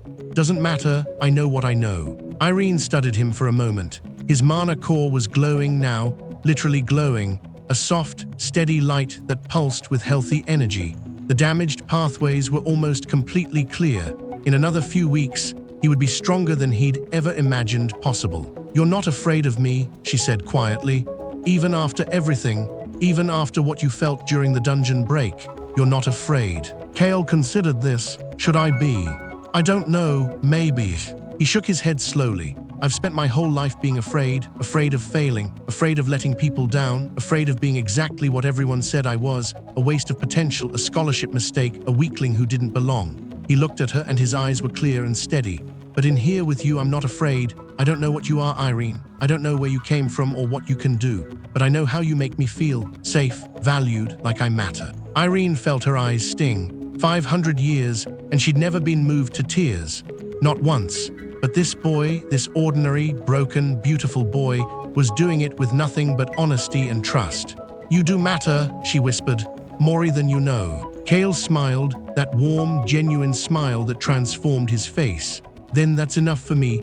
Whatever else you are, whoever else finds out, whatever happens next, that's enough." He lifted his cup in a silent toast, then drank. Irene watched him, her heart full to bursting, and made another silent vow. She would protect this moment, this boy, this peace, no matter what it cost. The next morning, an old man came to the café. He was unremarkable in every way, short, stooped, with thinning gray hair and rheumy eyes. He wore shabby clothes that had seen better decades, and he moved with the careful slowness of someone whose joints ached with age. He stood outside the café for a long moment, squinting at the sign, his expression sour. Then he pushed the door open and stomped inside. "This place is too loud," he announced to no one in particular, though the café was nearly empty and utterly silent. All that music and chatter, disgraceful. Irene looked up from her counter, bemused. "We don't have music." "Then it's too quiet," the old man snapped. "Unsettling, makes a man think." He shuffled to the counter, glaring at Irene as if she'd personally offended him. "I live down the street, been there 40 years. Never had any trouble until this place opened. Now there's students everywhere, making noise, dropping rubbish. It's a disgrace." Irene studied him with interest. Beneath the cantankerous exterior, she sensed something familiar. A core, faded now, dimmed by age and disuse, but once it had blazed. This man had been powerful, very powerful. "I'm sorry to hear that," she said gently. "Can I offer you some coffee on the house as an apology for the disturbance?" The old man's eyes narrowed. "Trying to poison me?" I'm trying to be neighborly. He snorted but didn't refuse. Irene prepared a cup of her special brew, not the heavily infused one she gave Kale, but a milder version, something that would soothe without overwhelming. She set it on the counter. The old man stared at it like it might bite him. Then, with the air of someone accepting a challenge, he grabbed the cup and took a long gulp. And froze. For a long, breathless moment, he didn't move. His roomy eyes went distant, unfocused, seeing things that weren't in the room. His weathered hands trembled slightly around the cup. When he finally spoke, his voice was rough. I was 23, he said quietly, youngest captain in the king's army. We were fighting in the Crimson Valley. The orc tribes had united, first time in 100 years. We were outnumbered 10-1. He took another sip, and a tear traced a path down his wrinkled cheek. My best friend died that day, took an arrow meant for me. I held him while he bled out. He told me to keep fighting, to live a good life. He looked at Irene, and for the first time, there was no hostility in his eyes. Only grief, only memory. I forgot, he whispered. I forgot his face. I forgot his voice. I forgot everything except the guilt. But now I remember. I remember him laughing. I remember him teasing me about my terrible cooking. I remember why I kept fighting. Irene said nothing. There was nothing to say. The old man finished his coffee in silence. When he set the cup down, his hands were steady. What's your secret? He asked. Really? Irene considered the question. I don't have a secret. I just make coffee the way it should be made. With care, with attention, with a little bit of magic. The old man snorted again, but this time it sounded almost like a laugh. Magic, right. He dug in his pocket and produced a few crumpled coins, slapping them on the counter. For the coffee and for the memories. He turned to leave, then paused at the door. Your garden out front, the flowers, they're dying. Irene blinked. I'm sorry. Too much shade from that tree. They need more sun or different plants, something hardier. He shrugged. I used to garden before. He shuffled out, the bell chiming behind him. Irene stared at the door for a long moment after he left. Then, slowly, a smile spread across her face. The old man had come to complain. He'd stayed to remember, and he'd left her a gift, not just payment, but advice. Simple, practical, human advice about her garden. It was, she realized, the most genuine interaction she'd had with anyone besides Kale. No suspicion, no fear, just two old veterans recognizing each other, sharing a moment of peace. She looked out at her garden, at the wilting flowers beneath the shade tree, and made a mental note to visit the market for hardier plants. This was her life now. Coffee and gardens and cranky old men with hidden depths, students and professors, and one incredibly brave boy who trusted her without question. This was peace, and she would fight to keep it. The weeks rolled on, peaceful and golden. The old man became a regular. His name was Aldrich, and once he'd stopped pretending to hate the café, he turned out to be surprisingly good company. He told stories of his youth, battles fought, friends lost, loves that had come and gone. He helped Irene with her garden, teaching her which plants thrived in shade and which needed sun. He even started bringing his own cup, a chipped ceramic thing he claimed had better luck than any magical artifact. Kale and Aldrich became unlikely friends. The old veteran saw something in the young student, the same quiet determination, perhaps, or the same weight of expectations, and took him under his wing. They would sit together for hours, discussing combat techniques and dungeon theory, Aldrich's faded expertise finding new life in teaching the next generation. Even Alara softened in her own way. She still watched, still suspected, but the sharp edge of her suspicion had dulled into something closer to curiosity.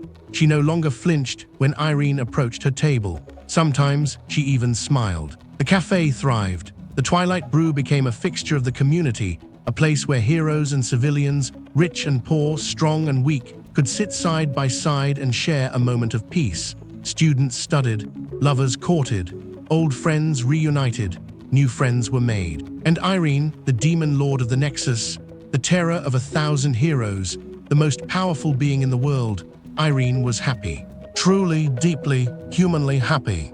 It couldn't last. She knew that, some part of her had always known. Peace this perfect was too fragile, too precious to survive in a world built on conflict and ambition. Sooner or later, something would come to shatter it. She just didn't expect it to come from the one place she'd never thought to look. The Nexus dungeon. Her old home, her abandoned throne, the labyrinth she'd shattered and freed and left behind. It had reformed, and it was calling her home.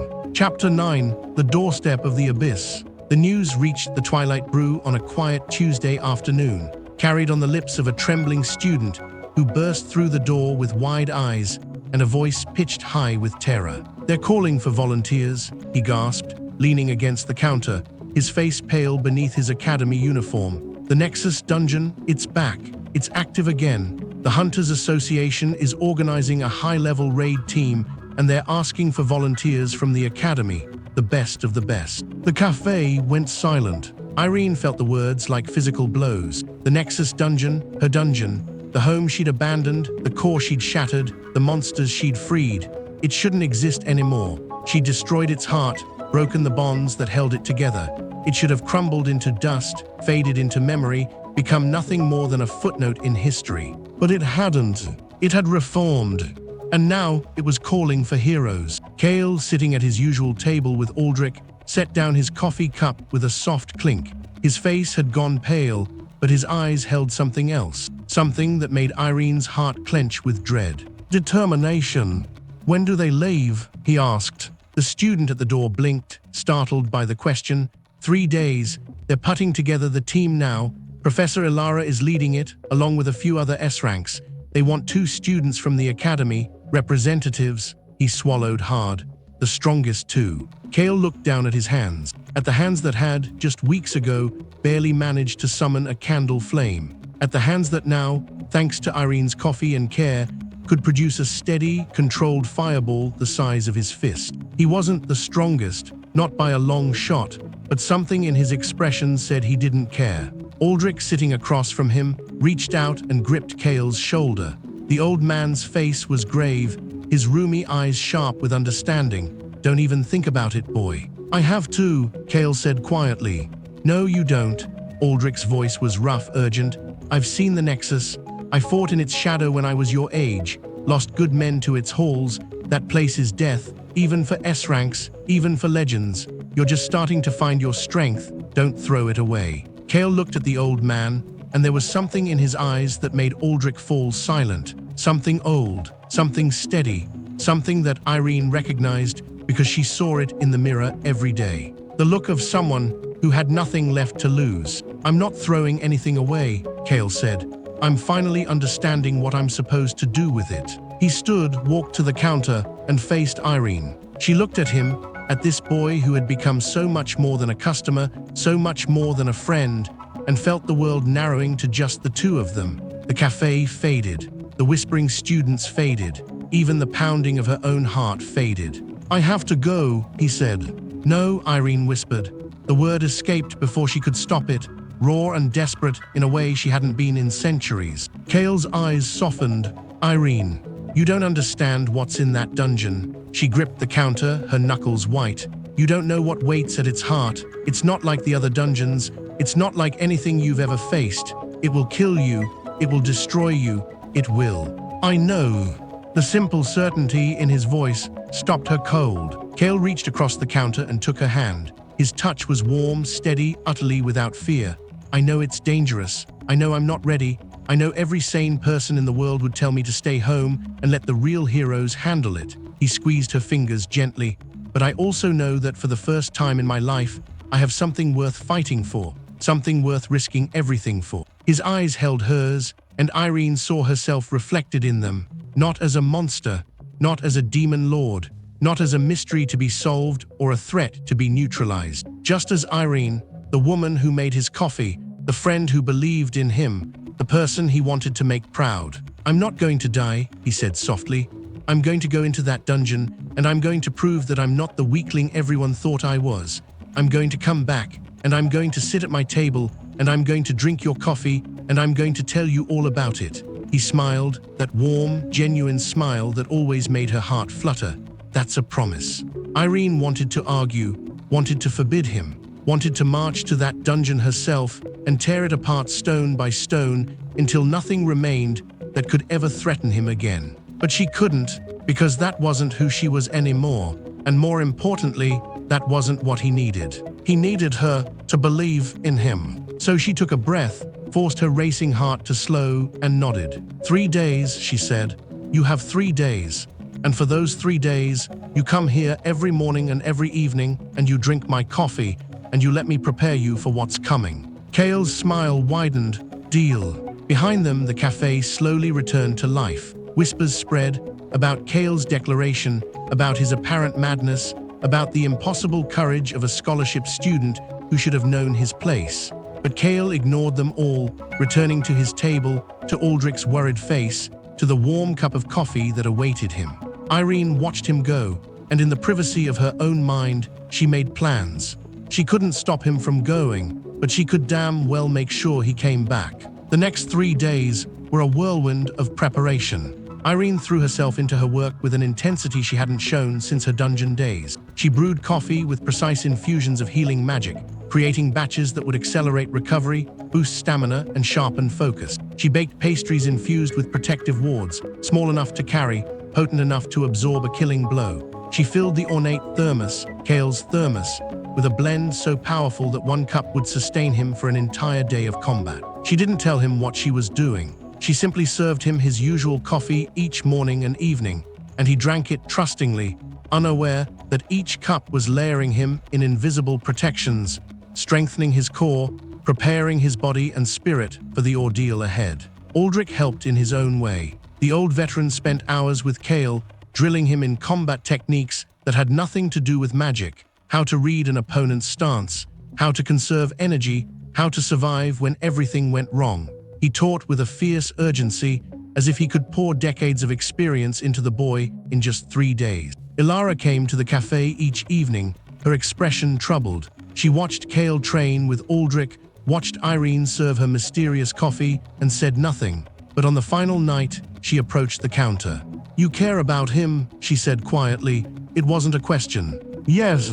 He's going into the most dangerous dungeon in the world, the one that literally no one has ever conquered, the one that even I'm terrified to enter." "I know."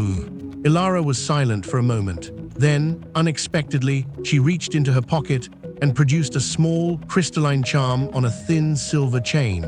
She set it on the counter. "This is a ward anchor," she said. "It's keyed to my personal frequency. If he wears it, I'll always know where he is. If he's in trouble, I can find him." Irene looked at the charm, then at Ilara. "Why?" Ilara's storm gray eyes were unreadable. "Because you're not the only one who's been watching him. I've seen what he's become, what you've helped him become. That kind of potential shouldn't be wasted." She paused, then added, almost reluctantly, "And because you're not the only one who cares about the students under my protection." Irene picked up the charm, feeling its gentle pulse of magic. It was genuine, sincere, a gift from an unexpected ally. "Thank you," she said.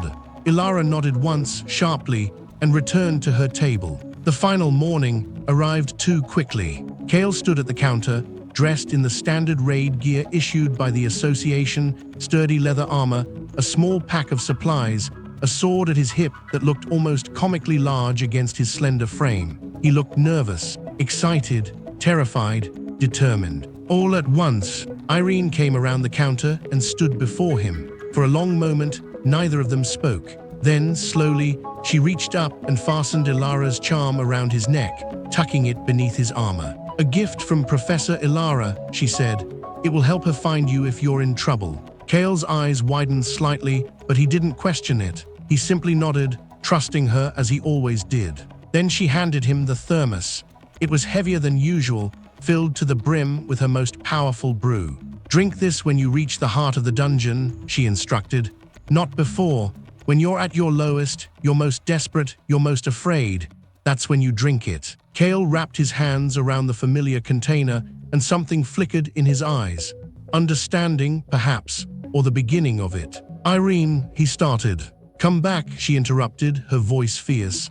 "I don't care what you find in there. I don't care what happens. Just come back." He looked at her for a long, breathless moment. Then, before she could react, he leaned forward and pressed his lips gently to her forehead. It was the lightest touch, barely a second, but it sent a shockwave through Irene's entire being, a warmth that spread from her forehead to her fingertips to the very core of her ancient soul. "I'll come back," he whispered against her skin. "I promise." Then he was gone, the door swinging shut behind him, the bell chiming a cheerful farewell. Irene stood frozen at the counter, one hand raised to her forehead, touching the spot where his lips had been. Around her, the café continued its peaceful rhythm. Customers came and went. Coffee was brewed and served. The sun traced its slow path across the sky. But Irene noticed none of it. She was already gone, her senses stretching, reaching, following Kale as he joined the raid team, as they marched towards the mountains, as they approached the gaping maw of the Nexus dungeon. Her dungeon, her home, her greatest failure, and her deepest secret. And inside it, the boy she loved was walking into danger. The raid team entered the Nexus dungeon at noon. Irene felt it from miles away, the moment they crossed the threshold, the moment the dungeon's ancient wards recognized intruders and began to stir. It was like a distant echo, a memory of the power she'd once commanded. The dungeon remembered her. It was searching for her, calling for her, wondering why its master had abandoned it. But Irene stayed where she was, behind her counter, in her café, living her new life. She would not go back. She could not go back. But she would watch. Her senses followed the team as they descended. Ilara led, her S-class power blazing like a torch in the darkness. Behind her came two other S-ranks, a massive man with an axe that crackled with lightning, and a slight woman whose shadow moved independently, reaching out to strangle threats before they could strike. And behind them, the two student representatives, Kale and a girl Irene didn't know.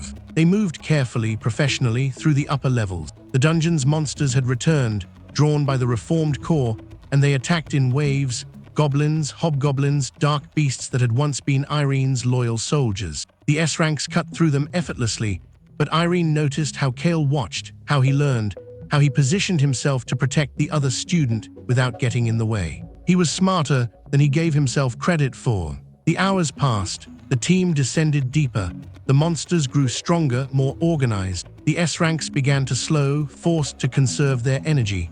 The other student took a minor wound. Kale shared his water, his rations, his quiet words of encouragement. And always, they moved towards the heart, towards the throne room, towards the empty chamber where Irene had once sat, bored and despairing, dreaming of escape, towards the diary she'd left behind. They reached the final chamber at midnight. Irene felt them arrive, felt the moment they pushed through the last door and stood in the space that had been her home for 5 centuries.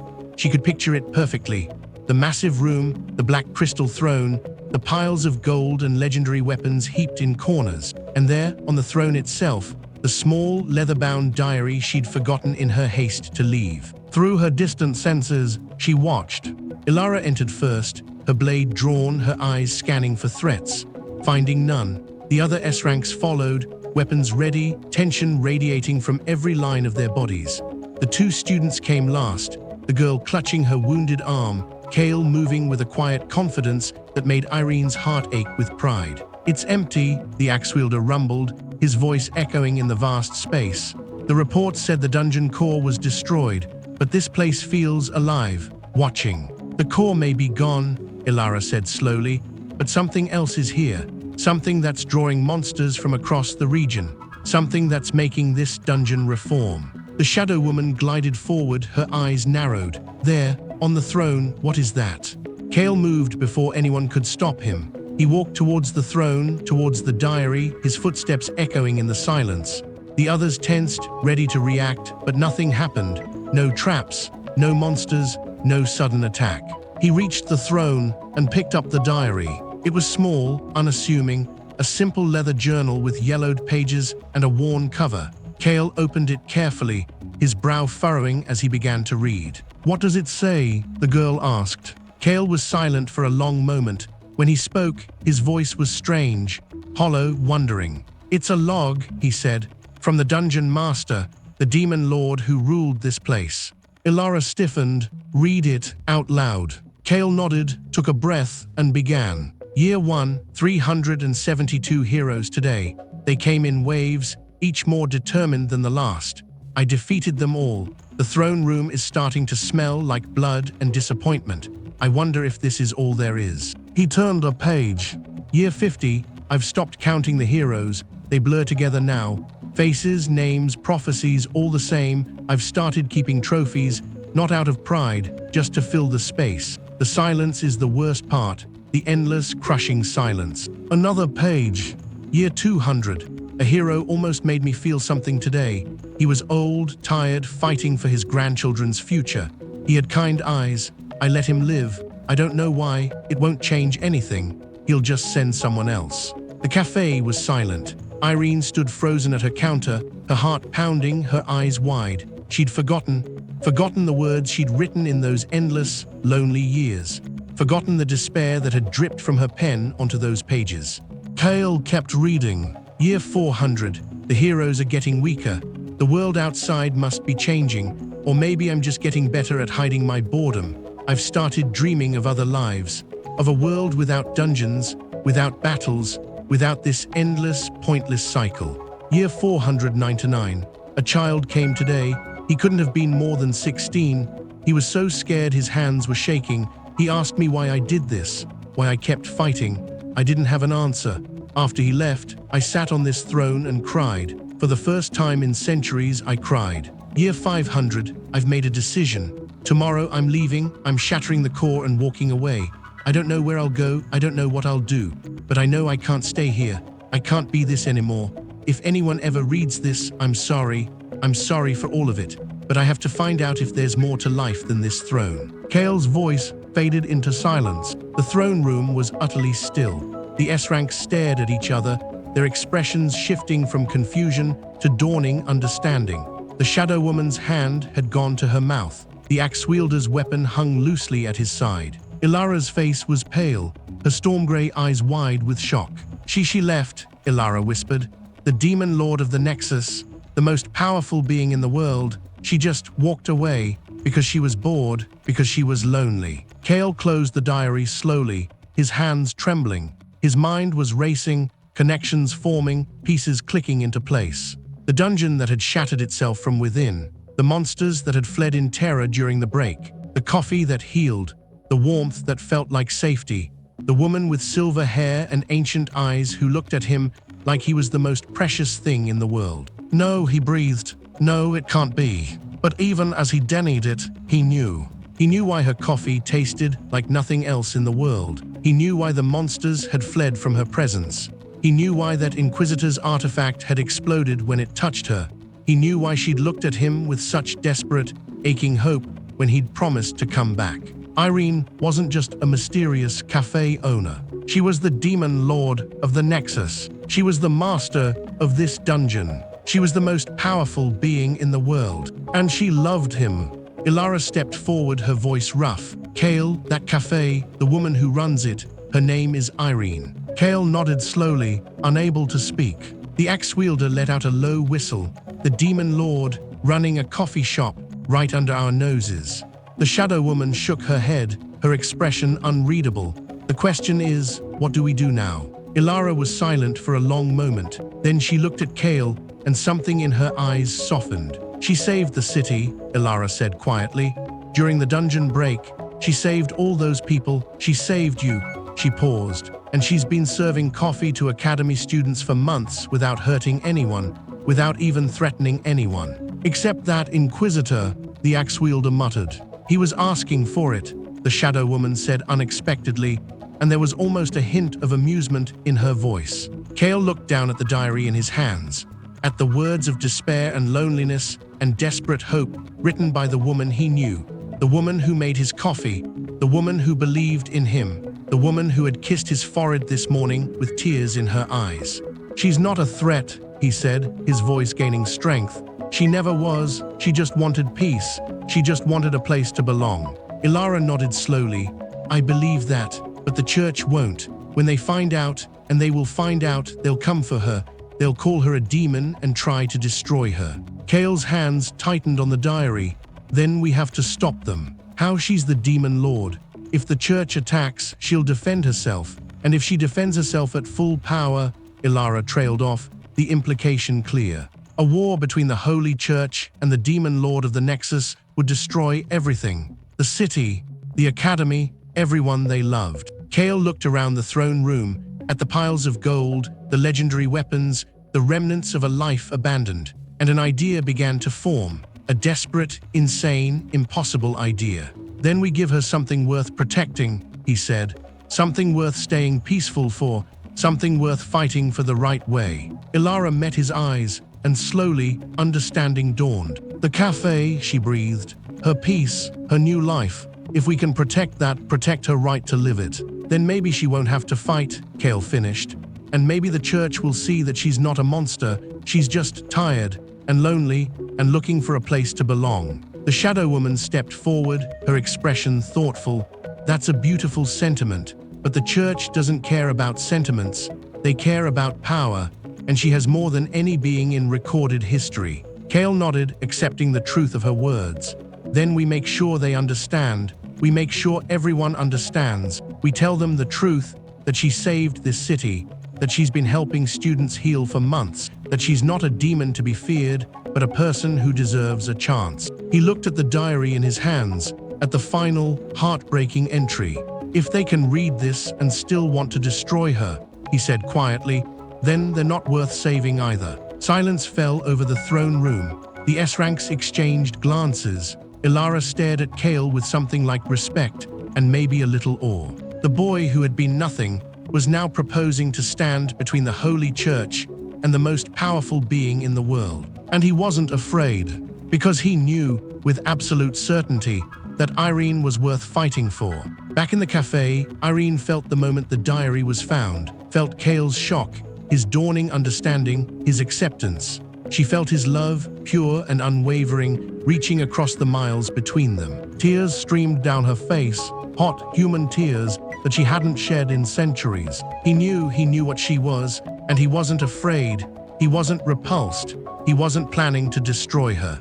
He was planning to protect her. The demon lord of the Nexus, the terror of 1,000 heroes, the most powerful being in the world, stood in her cozy little cafe, tears on her cheeks, and felt more loved than she had in her entire immortal existence. "Come back to me," she whispered into the empty room. "Please come back." And somewhere in the depths of the Nexus dungeon, Kale smiled, tucked the diary into his pack, and began the long journey home. Chapter 10: The Final Order. The journey back from the Nexus dungeon was slower than the journey in. Not because of injury, though the other student's arm needed tending, and even the S-ranks moved with the careful precision of people running on fumes. Not because of monsters. The dungeon's depths had gone strangely quiet after the diary was found, as if the reformed core itself was holding its breath, waiting to see what would happen next. No, they were slow, because Kale kept stopping. Every few hundred yards, he would pause, turn back, and stare at the dark maw of the dungeon entrance. His hand would drift to the diary tucked inside his pack, and his expression would shift through emotions too complex to name. Ilara watched him closely. She didn't rush him, didn't question. She simply waited, her storm-gray eyes thoughtful, until he was ready to move again. On the third such pause, the axe wielder, a mountain of a man named Dawn, rumbled with impatience. "Boy, that dungeon isn't going anywhere. Neither is whatever you're brooding about. Can we please get back before my legs fall off?" Kale didn't respond immediately. He was staring at the distant peak of the mountain, at the clouds gathering around its summit, at the place where his entire understanding of the world had been upended. "She was so lonely," he said quietly.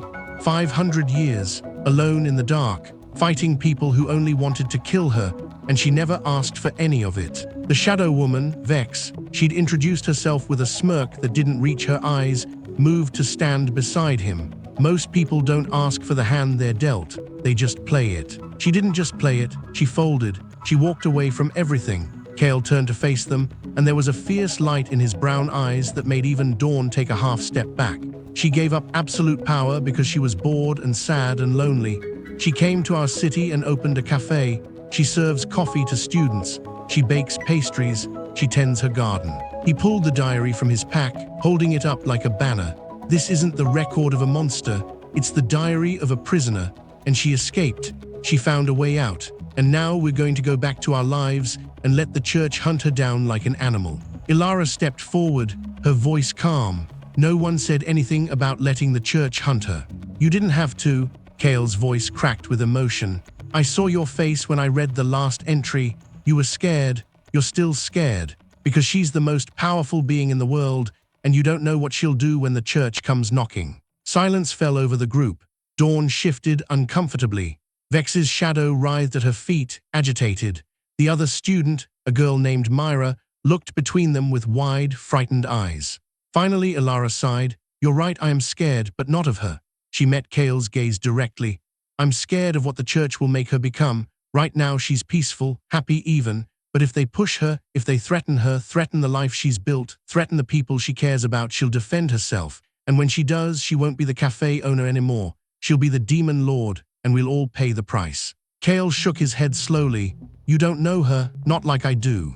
Then help us understand. Ilara's voice was gentle now, almost kind. You've spent months with her, you've seen her every day, you know her better than anyone, so tell us, who is Irene, really? Kale was silent for a long moment, gathering his thoughts. When he spoke, his voice was soft, filled with a warmth that seemed to light him from within. She's patient, incredibly patient. She'll listen to customers complain for hours without getting annoyed. She remembers everyone's name, everyone's order, everyone's story. She gives extra pastries to students who look like they haven't eaten properly. She lets old Aldrich sit in her cafe all day, even though he never buys anything and just complains about the noise. He smiled, remembering. She laughs at my terrible jokes. She pretends not to notice when I stare at her. She makes this sound, this little hum, when she's baking that's so peaceful it makes the whole cafe feel like a different world. She's kind, she's gentle. She's the first person in my entire life who ever made me feel like I mattered. His voice dropped to barely a whisper. And she loves me. I don't know how or why, but she does. I saw it in her eyes when I left. I felt it when she kissed my forehead. The most powerful being in the world, and she loves me. A broke scholarship student with a broken core and no future. Vex let out a low whistle. Damn boy, that's quite an endorsement. Dawn scratched his beard thoughtfully. So what you're saying is, she's not a monster, she's just a person. A really, really powerful person who got dealt a shit hand and decided to fold. Yes, Kale looked at each of them in turn. That's exactly what I'm saying. Ilara was quiet for a long moment. Then, slowly, she nodded. Then we protect her, she said simply. Not because she's the demon lord, not because we're afraid of what she might become, but because she's a person who deserves a chance at peace, and because you love her. Kale's eyes widened. You mean it? I mean it. Ilara's voice hardened with resolve. I've spent months watching that cafe, months trying to figure out what she was hiding. And you know what I found? Nothing. No plots, no schemes, no plans for world domination. Just coffee and pastries and a woman who genuinely seemed to care about her customers. She shook her head, a wry smile tugging at her lips. I'm an S-class hunter. I've fought demons, dragons, and things that would make your nightmares blush. And I spent 3 months failing to find evidence that a cafe owner was up to no good, because she wasn't up to anything except running a really good cafe. Dawn laughed, a booming sound that echoed off the mountainside. The church is going to lose their minds when they find out we're protecting the demon lord. The church can lose their minds all they want. Vex's shadow coiled around her like a protective cloak. I didn't sign up to be a hunter so I could execute tired old women who just want to bake bread. Myra, the student, spoke up hesitantly. What about the other students, the ones who drink her coffee every day? They'll want to know. Kale considered this. We tell them the truth, or at least part of it, that she's not a threat, that she saved the city during the dungeon break, that she's helped countless students heal without ever asking for credit. He paused. And that if anyone tries to hurt her, they'll have to go through us first. Ilara nodded approvingly, a bold stance for a second-year student. I've had a good teacher, Kale smiled at her. Several, actually. The group shared a look, a moment of understanding, of alliance, of purpose. Then, as one, they turned and continued down the mountain, towards the city, towards the cafe, towards the woman who was waiting, towards the battle to come. They reached Ethelgard at dawn. The city was just waking, its streets empty except for early merchants and the occasional guard patrol. The academy loomed on its hill, its spires catching the first light of the sun. And there, across from its main gate, stood the Twilight Brew. Warm light glowed through its windows, smoke rose from its chimney, And in the doorway, silhouetted against that warm glow, stood a woman with silver hair and ancient eyes. Irene. Cale broke into a run. He didn't care that he was exhausted, didn't care that his legs burned and his lungs ached, didn't care that the S-ranks were watching, that Myra was staring, that the entire city might be waking to witness his undignified sprint across the cobblestones. He only cared about the woman in the doorway. She saw him coming,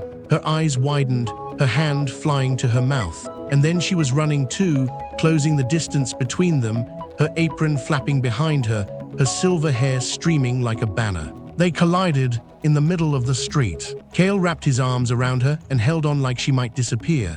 She buried her face in his shoulder and shook with silent sobs.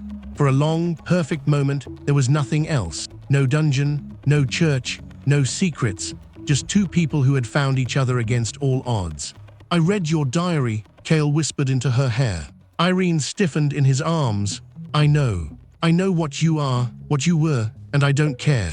She pulled back just enough to look at him, her silver eyes swimming with tears. "You should. I've done terrible things, killed thousands, ruled through fear for centuries.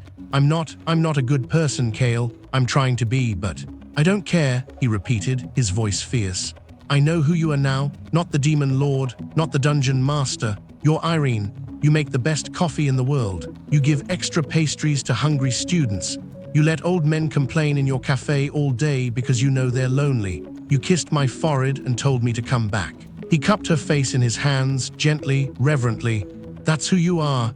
That's who you've always been, even when you didn't know it. And I love you." Irene's breath caught. For 500 years, she'd heard every declaration imaginable, challenges, threats, prophecies of her doom.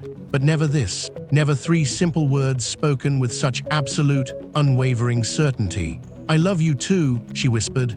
"I think I have for a long time. I was just too afraid to admit it." Cale smiled, that warm, radiant smile that made her heart flutter, and kissed her.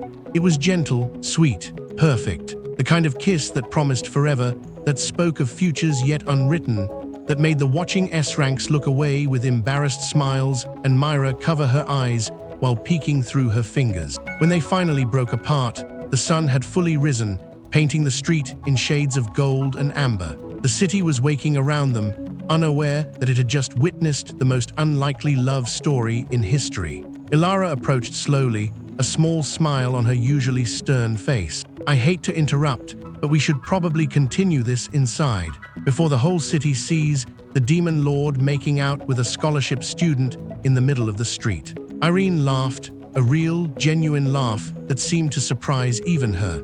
"I'm not a demon lord anymore. I'm a cafe owner, and cafe owners are allowed to kiss people in the street if they want to."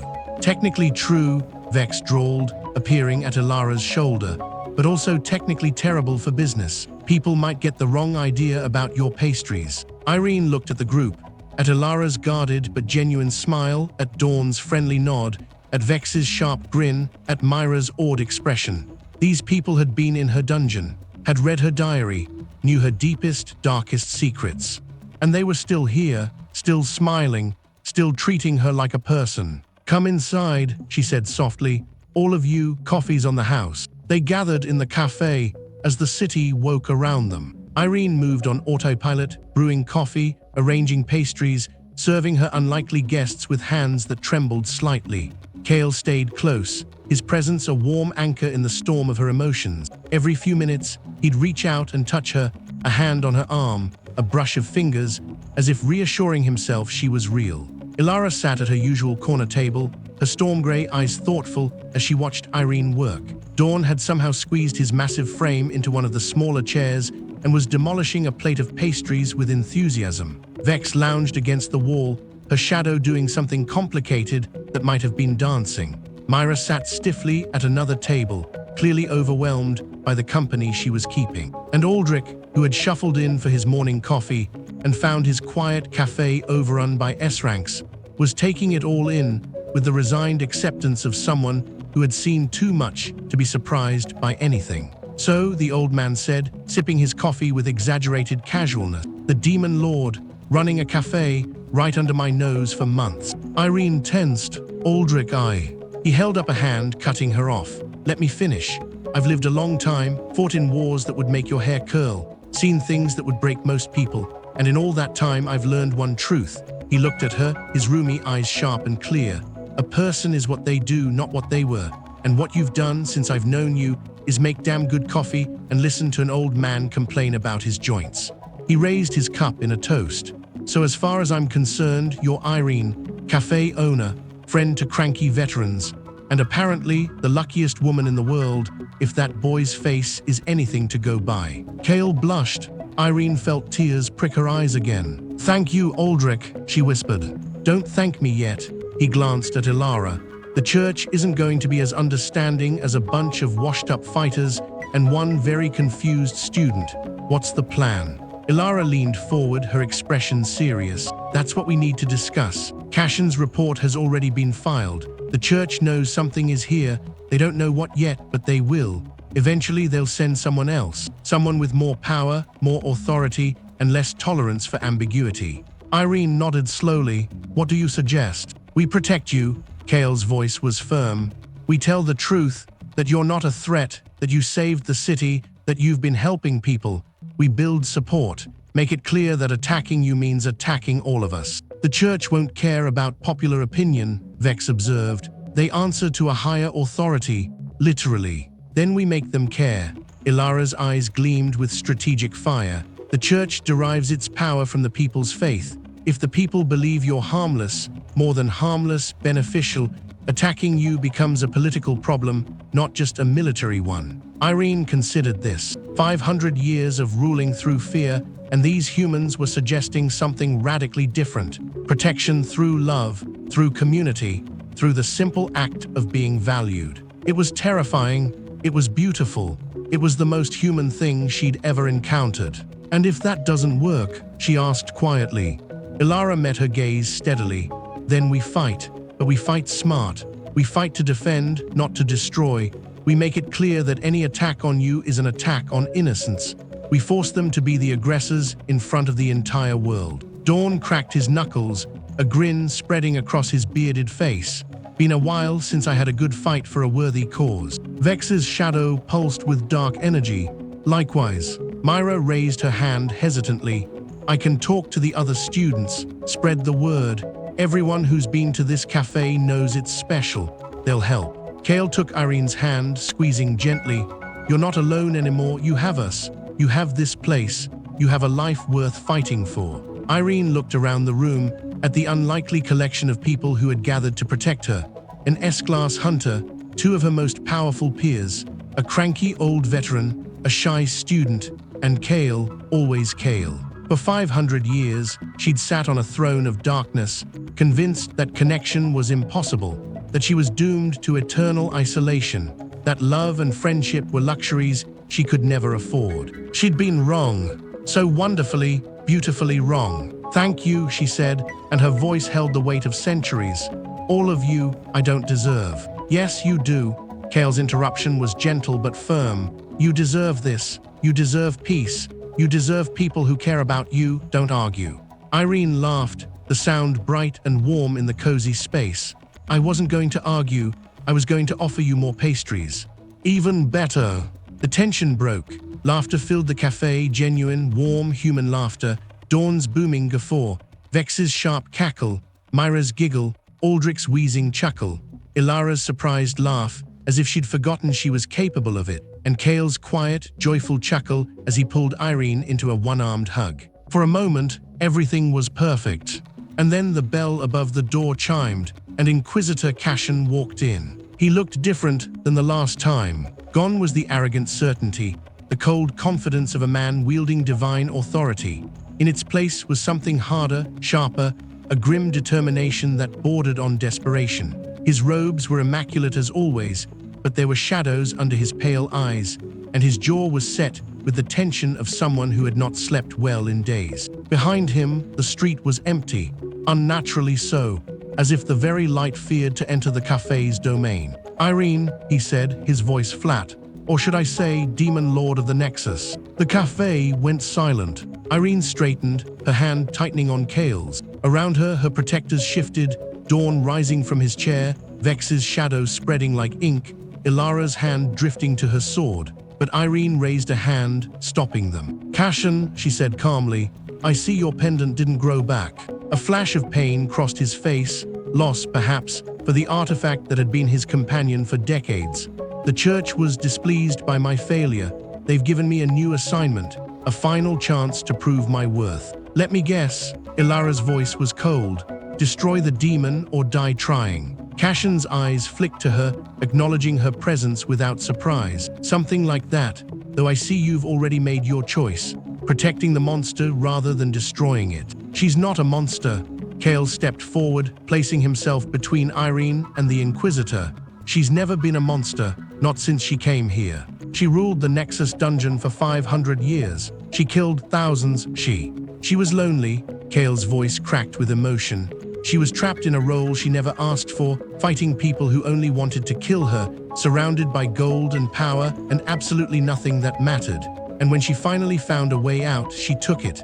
She came here, she built something good, she helped people." He pointed at the window, at the academy across the street. "How many students in that building have been healed by her coffee? How many have found peace in this café? How many lives has she touched without ever asking for credit?" Cashin's expression didn't change, but something flickered in his pale eyes. Doubt, perhaps, or the first stirrings of uncertainty. "The church doesn't care about good deeds," he said quietly. "It cares about the nature of the soul, and hers is irredeemably tainted by centuries of darkness." "Then the church is wrong." The words came from Aldrich. The old man had risen from his chair, his rheumy eyes blazing with sudden fire. He walked towards Cashin with the steady gait of a soldier who had faced worse than arrogant inquisitors. "I've lived 73 years," he said, "fought in wars, lost friends, seen the worst humanity has to offer, and I've spent the last few months sitting in this café, drinking this woman's coffee, watching her tend her garden and listen to my endless complaints. She's not a monster. She's the most human person I've met in decades." Cashin stared at him, momentarily off balance. "You don't understand. The power she wields is hers to wield or not, as she chooses." Ilara stepped forward, flanking Aldrich. "And she's chosen not to. For months, she's had absolute power and done absolutely nothing with it except serve coffee and bake bread.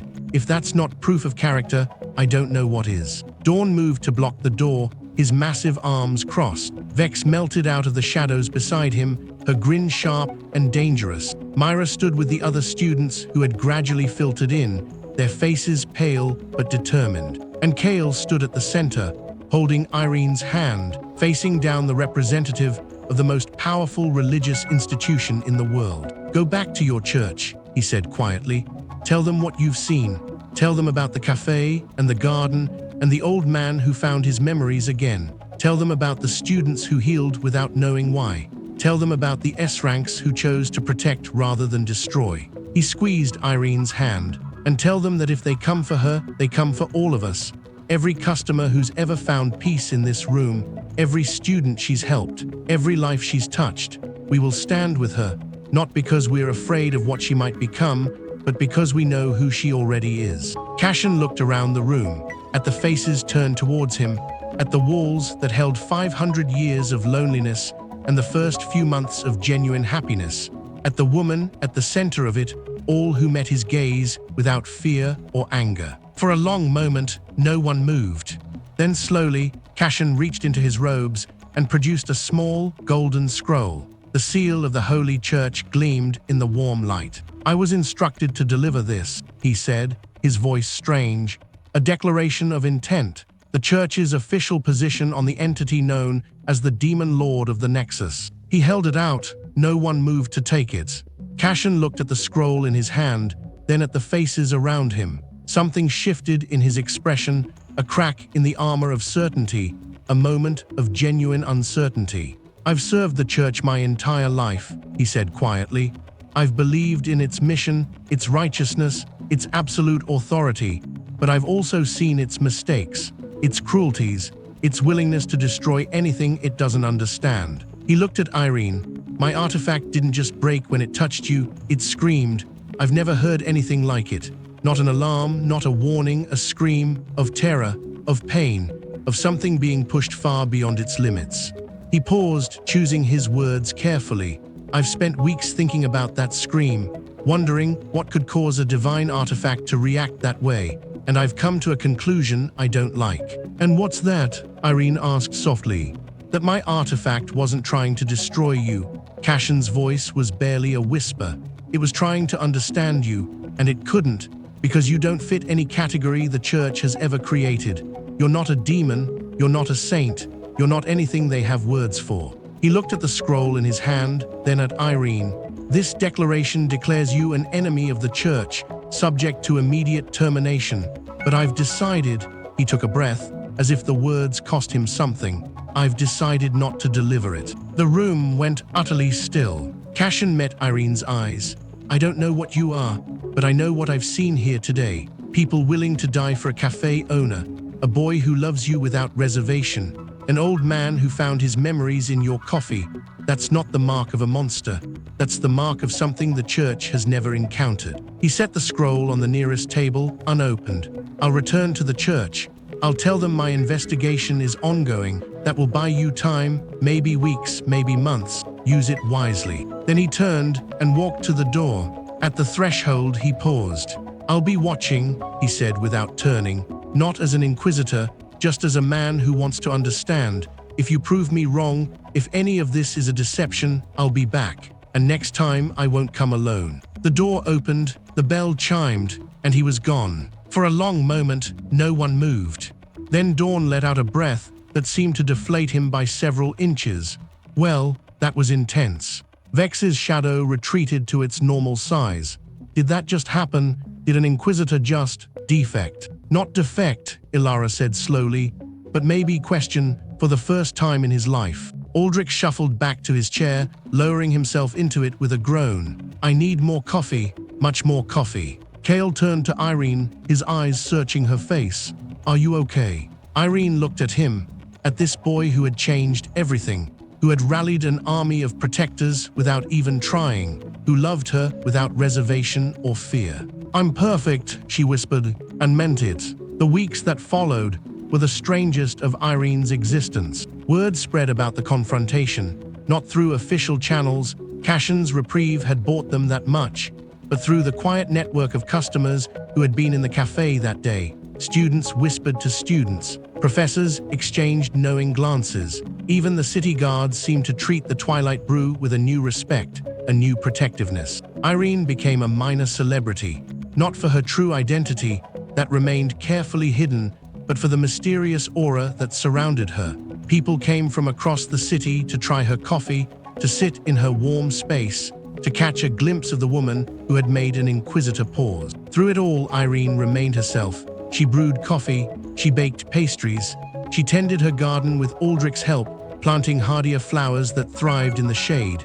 She listened to customers' problems and offered quiet words of comfort. She watched Cale grow stronger, more confident, more himself with each passing day. And she loved the simple rhythm of her days, loved the faces that passed through her door, loved the unlikely family that had gathered around her, loved the boy who held her hand each evening as they watched the sun set over the academy's spires. It wasn't the life she'd imagined. It wasn't the life anyone would have imagined for the demon lord of the Nexus.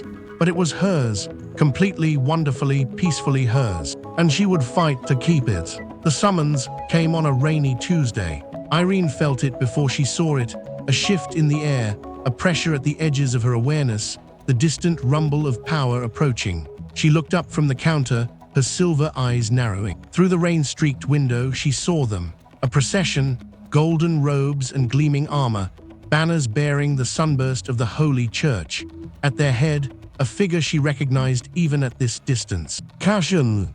But not the Cashin who had left weeks ago. This Cashin walked with his head high, his shoulders squared, his expression set in lines of grim determination. And beside him, flanked by paladins in gleaming armor, walked someone new. An old woman, frail, white-haired, leaning on a staff carved with intricate runes. But her eyes burned with a light that had nothing to do with age. The High Priestess, the leader of the Holy Church, the voice of the divine on earth, the most powerful religious figure in the world. And she was coming to the Twilight Brew. Irene set down her cloth slowly, Around her, the cafe fell silent as customers followed her gaze to the window. Kale, sitting at his usual table, rose to his feet. Ilara, in her corner, reached for her sword. "It's okay," Irene said quietly. "Let them come." The door opened, the bell chimed. The high priestess stepped inside. For a long moment, she simply stood there, her ancient eyes sweeping the room, taking in the warm lighting, the mismatched furniture, the nervous customers, the protective circle of Irene's friends. Finally, her gaze settled on Irene herself. "So," she said, and her voice was surprisingly gentle, "you're the one who broke my best inquisitor." Irene met her gaze steadily. "I didn't break him, I just showed him something he'd never seen before." The high priestess smiled, a small knowing expression that transformed her weathered face. "Yes, that's exactly what he said." She walked forward, her staff tapping against the floor, and stopped before the counter. "He also said many other things, about coffee that heals, about a garden tended with love, about a boy who looks at you like you hung the stars." Behind her, Cassian stood rigid, his face unreadable. The paladins waited at the door, their hands on their weapons, ready to act at a moment's notice. The high priestess studied Irene for a long moment. Then, unexpectedly, she reached into her robes and produced a small leather pouch. She set it on the counter. "I brought my own cup," she said. "I hear your coffee is worth traveling for." Irene blinked, then slowly a smile spread across her face. "It is," she said. "Have a seat, I'll bring you a cup." The high priestess nodded, as if this was exactly what she'd expected, and moved to Kale's table. He scrambled to offer her his seat, but she waved him off, settling into the chair across from him with the grace of someone who had long ago learned to be comfortable anywhere. "Kale, isn't it?" she said. "The boy who loves a demon." Kale's jaw tightened. "She's not a demon, she's... I know what she is." The high priestess's voice was soft but firm. "I've known since Cassian returned with his shattered artifact and his confused heart. I've spent weeks studying, praying, seeking guidance." She looked at Irene, who was preparing her coffee with steady hands. "And I've come to a conclusion that will probably get me deposed." She accepted the cup Irene brought, inhaling its aroma with obvious appreciation. The divine doesn't speak in certainties. It speaks in whispers, in nudges, in the quiet spaces between thoughts. And what it's been whispering to me lately is that we've been asking the wrong questions. She took a sip of coffee. Her eyes widened slightly, then softened with something that looked almost like peace. "We've been asking what you are," she continued. "Demon, saint, threat, asset. But those are our categories, our labels, our need to put everything in a box. The divine doesn't care about boxes. It cares about what you do with what you've been given." Another sip, a sigh of contentment. "And what you've done, from what I can tell, is create something beautiful, a place of peace in a violent world, a sanctuary for the weary, a home." She looked at Kale, at Ilara, at Aldrich, at the students huddled at their tables. A family. Irene stood frozen, her heart pounding. "What are you saying?" The high priestess set down her cup and met Irene's eyes directly. "I'm saying that the Holy Church will not move against you. Not now, not ever. You have my word." A stunned silence fell over the cafe. Cassian's eyes went wide. The paladins at the door exchanged uncertain glances. Even Ilara, usually so composed, looked shocked. But Irene started. "But nothing." The high priestess rose, leaning on her staff. "I didn't come here to fight you. I came here to see for myself. And what I've seen is a woman who walked away from absolute power because she was lonely. A woman who built something good with her own hands. A woman who is loved, truly loved, by people who know her secrets and choose her anyway." She smiled, and it was like watching the sun come out. "That's not a demon, that's a miracle. And the church doesn't destroy miracles, it protects them." She turned to leave, then paused. "One more thing, that garden out front. The flowers are lovely, but you should plant rosemary. It's hardy, it smells wonderful, and it's impossible to kill. Trust me, I've tried." And then she was gone, the door swinging shut behind her, the bell chiming a cheerful farewell. The cafe remained frozen for a long moment. Then, slowly, conversation resumed, quieter than before, more wondering but present, life continuing. Kale crossed to Irene and took her hands. "Did that just happen?" Irene looked at him, at this boy who had changed everything, at the impossible peace that had just been declared. "I think so," she whispered. "I think it actually happened." He pulled her into a hug. and she went willingly, burying her face in his shoulder, feeling the steady beat of his heart against her cheek. Around them, their family gathered, Ilara with her guarded but genuine smile, Aldrich with his gruff nod, Dawn with his booming laugh, Vex with her sharp grin, Myra with her shy happiness. And outside, the rain continued to fall, washing the streets clean, preparing the way for whatever came next. The demon lord of the Nexus had found her peace, and nothing, not the church, not the past, not the weight of 500 years, could take it away. Epilogue. 1 year later. The Twilight Brew had never been busier. Word had spread about the mysterious café across from the academy, not the truth, that remained carefully protected by those who knew, but enough, that the coffee was magical, that the pastries could heal, that the silver-haired owner had a smile that made everything feel okay. Tourists came from distant kingdoms. Scholars came to study the phenomenon. Even a few retired heroes made the journey, drawn by rumors they couldn't quite believe. Through it all, Irene remained herself. She brewed coffee, she baked bread, she tended her garden, now flourishing with rosemary, just as the High Priestess had suggested. She listened to stories and offered quiet wisdom and watched the world spin on. Kale graduated at the top of his class. His mana core, once broken, now blazed with a power that made even Ilara nod with approval. He'd been offered positions with top hunter guilds, prestigious assignments, fortunes beyond his wildest dreams. He turned them all down. "I have everything I need," he said simply, and took a job at the cafe. He worked the counter now, alongside Irene, greeting customers with that warm smile that made everyone feel welcome. He still sat at his window table during breaks, still drank his coffee slowly, still looked at Irene like she'd hung the stars. One evening, as they closed up for the night, he took her hand. "I've been thinking," he said. "Dangerous." He laughed, that warm sound that still made her heart flutter. "About the future, about us, about what comes next." Irene looked at him, at this boy who had become a man, at this love that had transformed her entire existence. "What did you decide?" He reached into his pocket and produced a small box. Inside, nestled on velvet, was a simple silver ring. No magic, no power, just a circle of metal polished to a warm shine. "I decided that 500 years is long enough to wait," he said softly.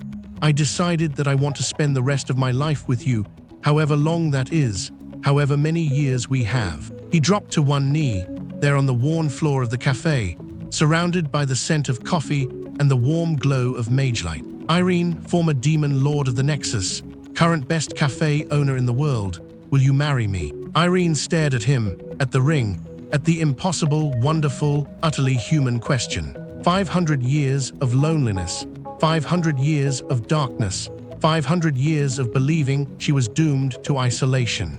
And now this. "Yes," she whispered, tears streaming down her face. "Yes, yes, 1,000 times yes." He slid the ring onto her finger and rose to kiss her, there in the empty cafe, with the night pressing against the windows and the city sleeping beyond. When they finally broke apart, Irene looked at the ring on her hand. Simple, beautiful, perfect. "I have nothing to give you," she said. "No ring, no promise, no. You have you." Kale cupped her face in his hands. "That's all I've ever wanted." She laughed, bright and free. "You're ridiculous. I learned from the best." They stood together, looking out the window at the city beyond, at the academy where Kale had been nothing, at the streets where Irene had found everything, at the world that had somehow, impossibly, become theirs. "The cafe will need a new name," Irene said thoughtfully, "if I'm not the Demon Lord anymore." Kale considered this. How about the final boss's retirement? She swatted his arm. Absolutely not. The Lonely Throne's second chance. Worse. He grinned. Irene and Kale's place. She considered too ordinary. Good coffee and the girl who used to rule the world. Definitely not. He pulled her close, wrapping his arms around her from behind. Then what? Irene was silent for a moment, watching their reflection in the window. Two people, ordinary and extraordinary, bound together by choice and love, and the strange magic of second chances. "The Twilight Brew," she said softly. "It's always been the Twilight Brew, the space between darkness and light, the place where endings become beginnings." Kale pressed a kiss to her hair. "I like it. Good, because I'm not changing it." They stood there for a long time, holding each other, watching the city sleep. And somewhere in the distance, in the mountains where the Nexus dungeon still stood, a core pulsed gently, dreaming of the master who had left it behind. But that was another story. This one, their story, was just beginning.